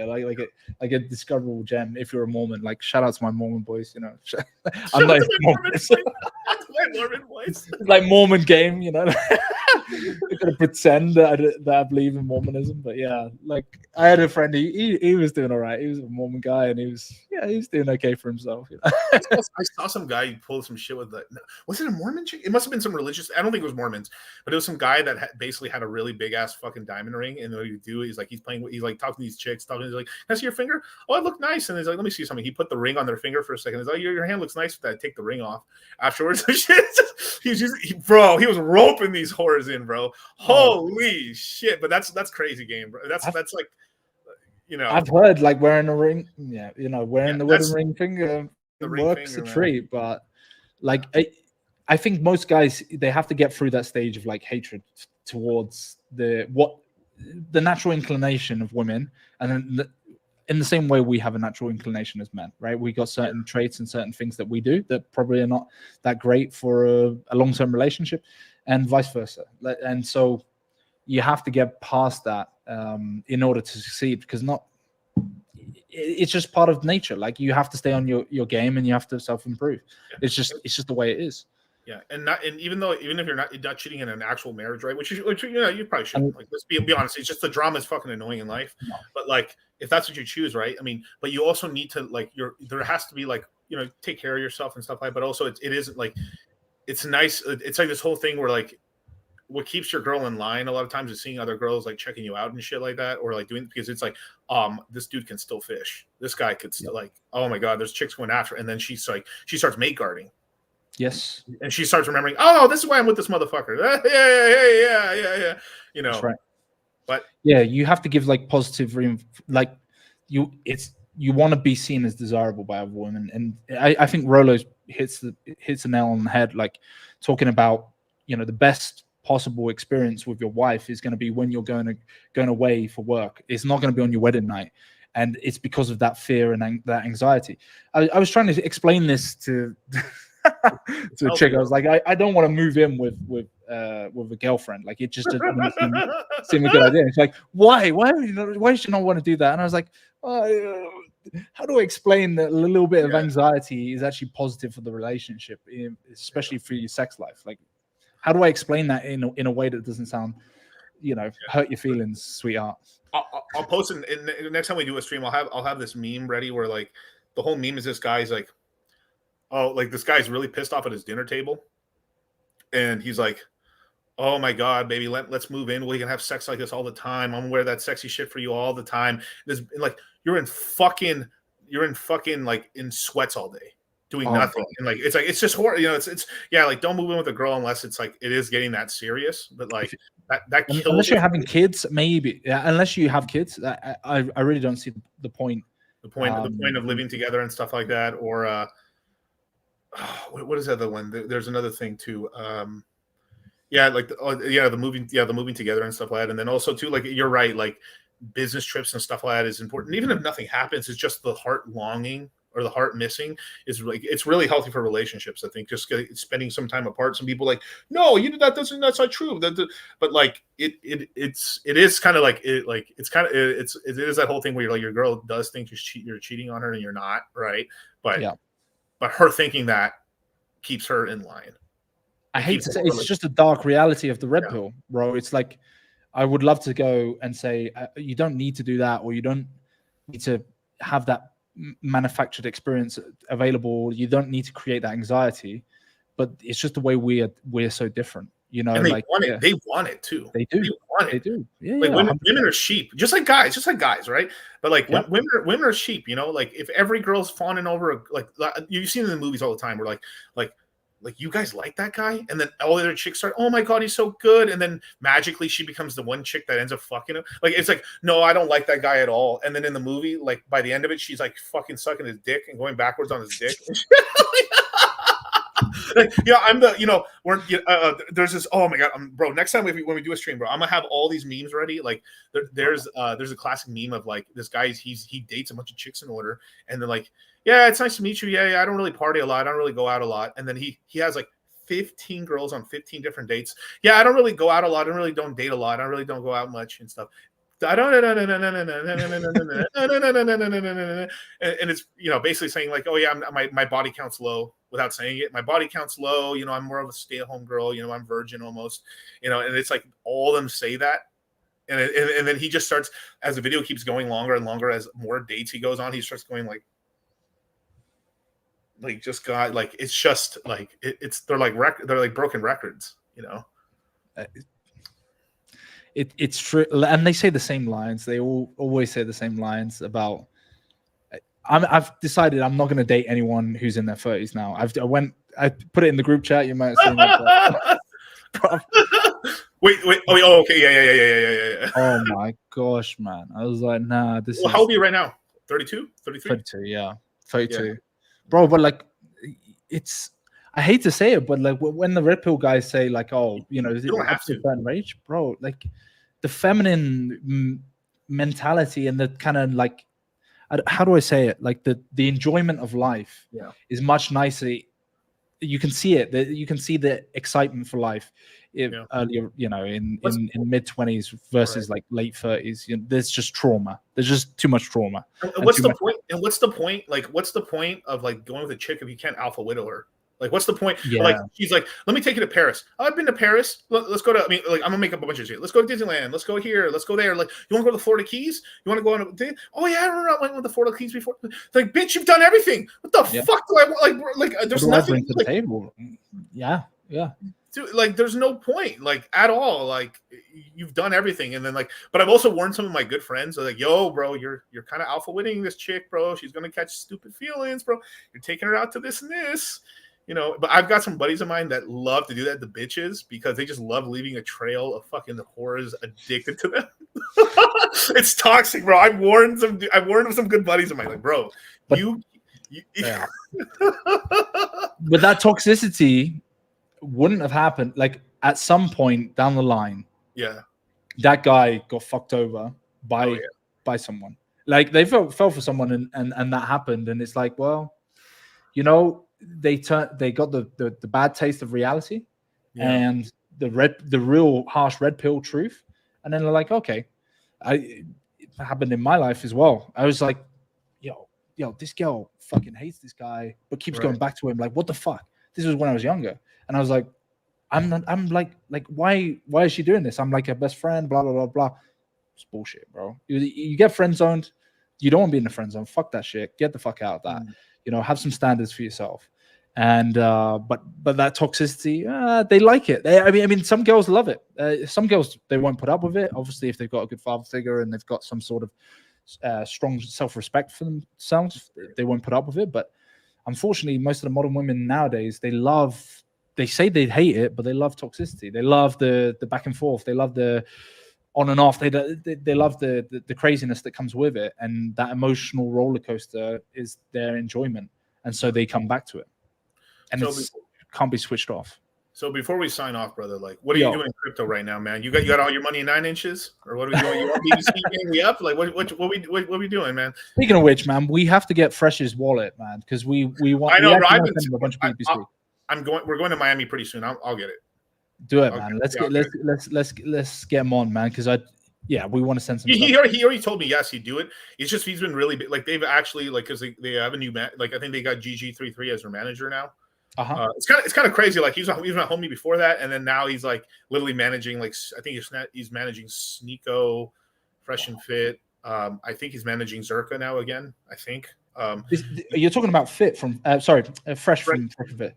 Fresh and Fit, yeah, they're managing Fresh and Fit, both Myron and Fresh, and a bunch of other guys. He's got a bunch of guys on the roster and stuff like that. So, like, shout out to him, and he's the king of numerology and stuff. Period. He pretty much put it on the map and stuff. So he's good, homie of mine. We always go out there. And we always gambling in Miami. Were you a blackjack player, or are you? We're mostly roulette and blackjack. I love him and stuff like that. But he sports. I don't know how to sports bet, so I don't sports bet. But I won on Dricus Duplessis the other day fighting Israel Adesanya. I just knew it was going to happen. Oh yeah. It was a small bet, tiny bet. So I've got a good friend of mine. I was going to. I can't go anymore because the baby and stuff. But like, we were going to go to the first ever fight at the UFC fight of the Spear. It's on Cinco de Mayo. Oh yeah. Is it still on Cinco de Mayo? It's in I forgot what day it is. But it's coming out really soon. They're going to fight at the Spear. Mm-hmm. And my buddy's actually fighting on the card and stuff like that. So, like, Oh wow. Yeah. Let me see if we can pull. Do you have it up? Do you have it on your Twitter or something? I can get it. I can get it up. It's pull it up. Yeah, so we can show. Yeah, he's really, really, really into crypto and stuff. I was born and stuff like that. But yeah, of course he's fighting a Mexican. So I mean, No, it's not this one. Sorry, 2 seconds. Carry on. You were saying he's a Mexican fella, or? No, he's from Jamaica and stuff like that, but he's fighting a Mexican in the fight, which is hilarious to me. Because I was speaking to Ian Heisick, friends with B Roofs. So I was talking to him. I was like, what's your plans? I think he's training for a card coming up. And he wants to run it back with the Dagestani guy that beat him. But I was like, yeah. This is Sean O'Malley. Marab is on it. You got Valentina Shevchenko, Alexa Grasso, Brian Ortega, Diego Lopez, Raul Rosas Jr., and some Chinese guy. I'm not going to try and pronounce that name. So is he more towards the? Good luck. Yeah. Yeah, some of these names are brutal, bro. I know, like Bro. they're fucking brutal. Yeah. I'm trying to see the whole card pulled up and stuff.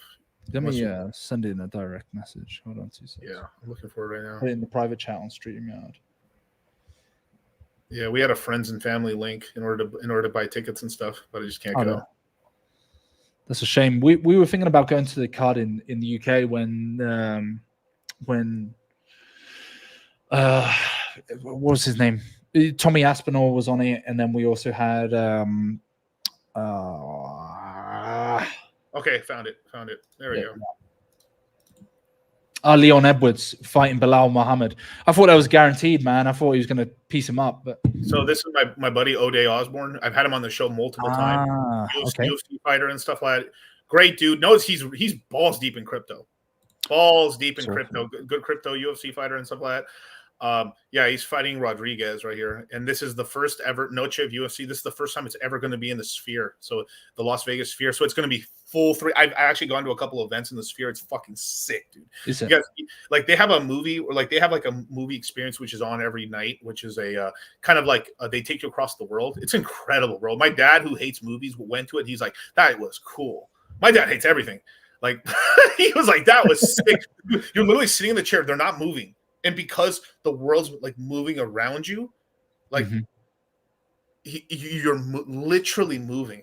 Like you felt like you're moving, and they take you across the planet. It's a really like I'm not ruining it for you guys, but like it's incredible. Like it really outside of the last little part, there's one little fucking leftist fucking shit that I hate, but like it's an incredible event. I've seen it 2 times already, and it's a really cool event there. But like the Sphere is insane. So like you're gonna be sitting no matter where you're sitting, you're gonna be like. Basically, you'll see the fight no matter what, and it's gonna fucking feel like they're fighting right in front of you, like bah, like it's gonna be fucking crazy, dude. And shout out to O'Day, man. But that's gonna be a good card, man. I'm looking at the card here. Like I like. I think Sean O'Malley's pretty sick, but Merab is a very good wrestler. He might have it. Georgians. That's a good country to go to, by the way. If anyone's thinking, Georgian is pretty cool country. That's a crazy hair on O'Malley. What the fuck is that shit? I feel like he's gone from being a super lefty to now like a bit more right now. But he was type of guy that had an open relationship, and now he's kind of like open on my end. You know, he's someone who's gone really red pill. I think basically it looks like because they're calling it Noche, they have a Mexican fighter in almost every Mexican, Brazilian. It looks like a white boy too. It looks like a German white boy. My God. I bet he's from Minero or wherever the heck it is.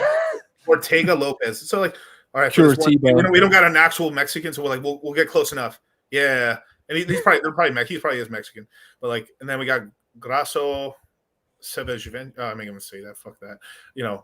Mexican, and then this one, the main card. So fuck it, who cares, right? Like, interesting. It's kind of funny. Good card, man. They got that guy that he's pretty good. Raul Rosas. He's pretty damn good. Yeah, it'd be good. Yeah. Damn, man. We've been talking for ages. It's been good though.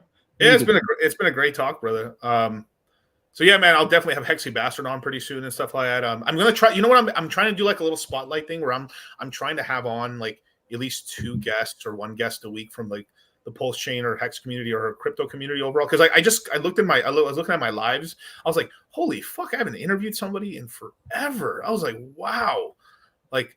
I think literally Hexy Bastard may have been the last one I actually interviewed on my channel besides maybe Coffee and stuff. Yeah. So I was like, wow, I hadn't had someone on. So I'm going to have Johnny Chaos on soon. I'm going to have, Hexy Bastard on.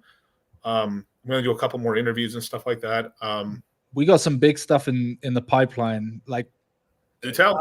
Or is it more? I can't say nothing. I can't say nothing. Listen. By the way, the 9-inch guys are awesome. Like K9, super knowledgeable guy. Kino's incredible dev, and the guys that he's got around, like these guys are super awesome.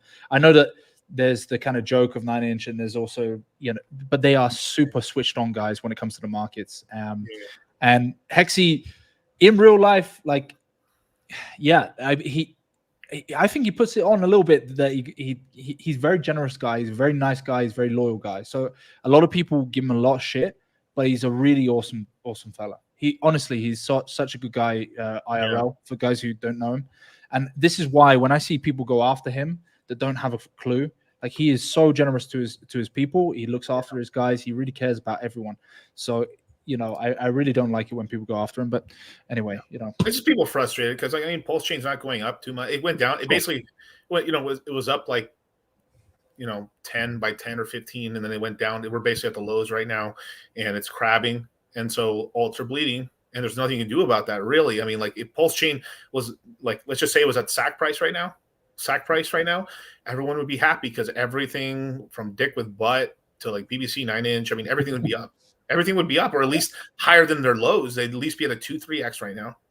And everyone would be like happy, and then everyone's like, I gave up on this community, but like I'm gonna give it one more go, man. I'm gonna, and that's what it. I know that's what it is, man. But the timing's the worst on it. Like I talk to guys, and I'd be saying, okay, let's say that there is an entity that will pump some money into the system. It's like, well, is ETH up? No, it's way down. It's not even there, and I think everyone expected maybe like a DeFi summer or something like this. I'm like, nah, end of the year. Like the circumstances aren't great for crypto right now. So, but they will. They will. Yeah. We're having CZ come out of jail. Interest rates are going down. They're going to start printing money. We're going to get Trump in office. And both candidates are leaning both pro crypto. Obviously Trump's way more pro crypto and legitimately pro crypto, and so is his vice president. But Kamala Harris and the Democrats are now making concessions to the crypto crowd because it's becoming next elections. It's going to be a huge topic. Huge. It's like we're like a lobby with. We're like a very interesting sort of, because our entire thing has to do with money. So we're, whether they think we're stupid or not, like we have money, and the average guy in here can vote, has money, and you're talking to like the top. It's sad to say top 5% of people in the United States that actually are in this, because you're talking about people who actually have money to invest, or at least risk crazy enough to put money into this. So these are people who are going to have wealth, whether you like it or not. So they have to respect the industry, and the industry is growing. It was like some sub $100 billion, $10 billion industry. It's $1 trillion now. It's going to grow. Possibly this bull run, we're going to $6 to $10 trillion total market cap. Next cycle, we could go 20-30 billion. We're probably going to scrape against gold for a second and then come down on the next cycle, and then somewhere in the 2030s we pass gold.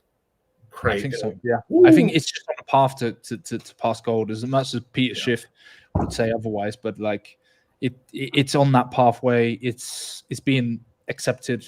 I got a feeling that we see more ETFs by the end of next year. There's it's going to happen, bro. I believe it's going to happen. I don't know where the price could go from there, but based on market cap, if it hits Ethereum's market cap of right now on the lows, I see it as like a $700, but it maybe not, because of the inflation rate is quite high. I don't know.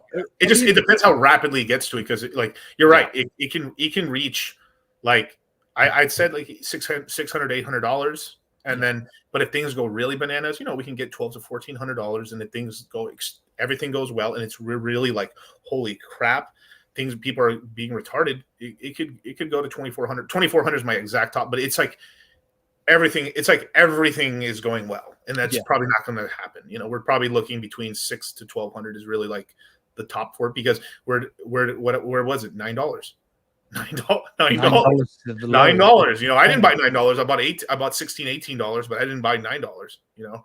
Like it should have, if mathematically, if things were just enough normally, it should have, like I was going to buy it at $3, $3 to $4. It just didn't crash low enough, because as soon as it hit $9, it's like VC money came in and kept it up, and I was like, oh, as soon as I saw that and it quickly went up there, I was like, oh no, oh shit, the VCs are backing it now. I hopped in right there. That's when I did, and I was telling everybody, like I told a ton of people about buying into it and stuff like that, and he's like, I don't like this coin, but fuck, man, I don't hate money. So like I had to change my stance on it, man. Like I was completely against it, but then again, I'm just like, well, it's a casino, and it's people want it as much as you love the Richard's principles and go like traders don't win and casinos are bad and I don't know, don't wank, whatever. Like people still want to do this shit. Like they still want casinos, they still want this kind of stuff. They still want the craziness. They want the potential to ride something up like a 1020x on a pump fund and then watch it crash. Like the highs and lows. They love the adrenaline. They love the dopamine hits. So there's a need for it. Gotta give them games. Gotta give them games. So Money Gang Crypto, where can people follow you? Twitter.com/MoneyGangCrypto. I need to be doing more content on YouTube, to be honest, but I've been focusing on that, trying to grow that out. YouTube as well, same tag as well. Most of my socials are in there. So there's a Telegram group, t.me/MoneyGangCultChat. That's cult as in a cult. And that's pretty much me, man. It's been an absolute pleasure. I'm a big fan of yours as well. So I really appreciate it, Miguel, and keep doing what you're doing, man. You're awesome. Hey, thank you, brother. So you guys, I'll be continuing the stream right now. I'm hopping on Moon Gang right now with Charlie. Right now, you guys, I'll post a link in the chat. This probably shout out to Charlie as well. Send my regards to him. Oh yeah. What's it called? The there's like a really dark fucking thing with that. It's like, the Targaryens or the what the fuck the story is? I forgot the whatever. But it's like the Targaryens send the regards or whatever. It's basically like this like coming to you back. But with that, man, I'll definitely have you back on, brother. And my next stream will be on Wednesday. So I'll catch you guys on the flip side. Peace. Awesome, guys. Appreciate it. Look, Clarence, mate, it doesn't matter how many times we get beat down. What matters is that we get the fuck up and we keep fucking trying. You're right, Donny. Now, who the fuck are you, mate?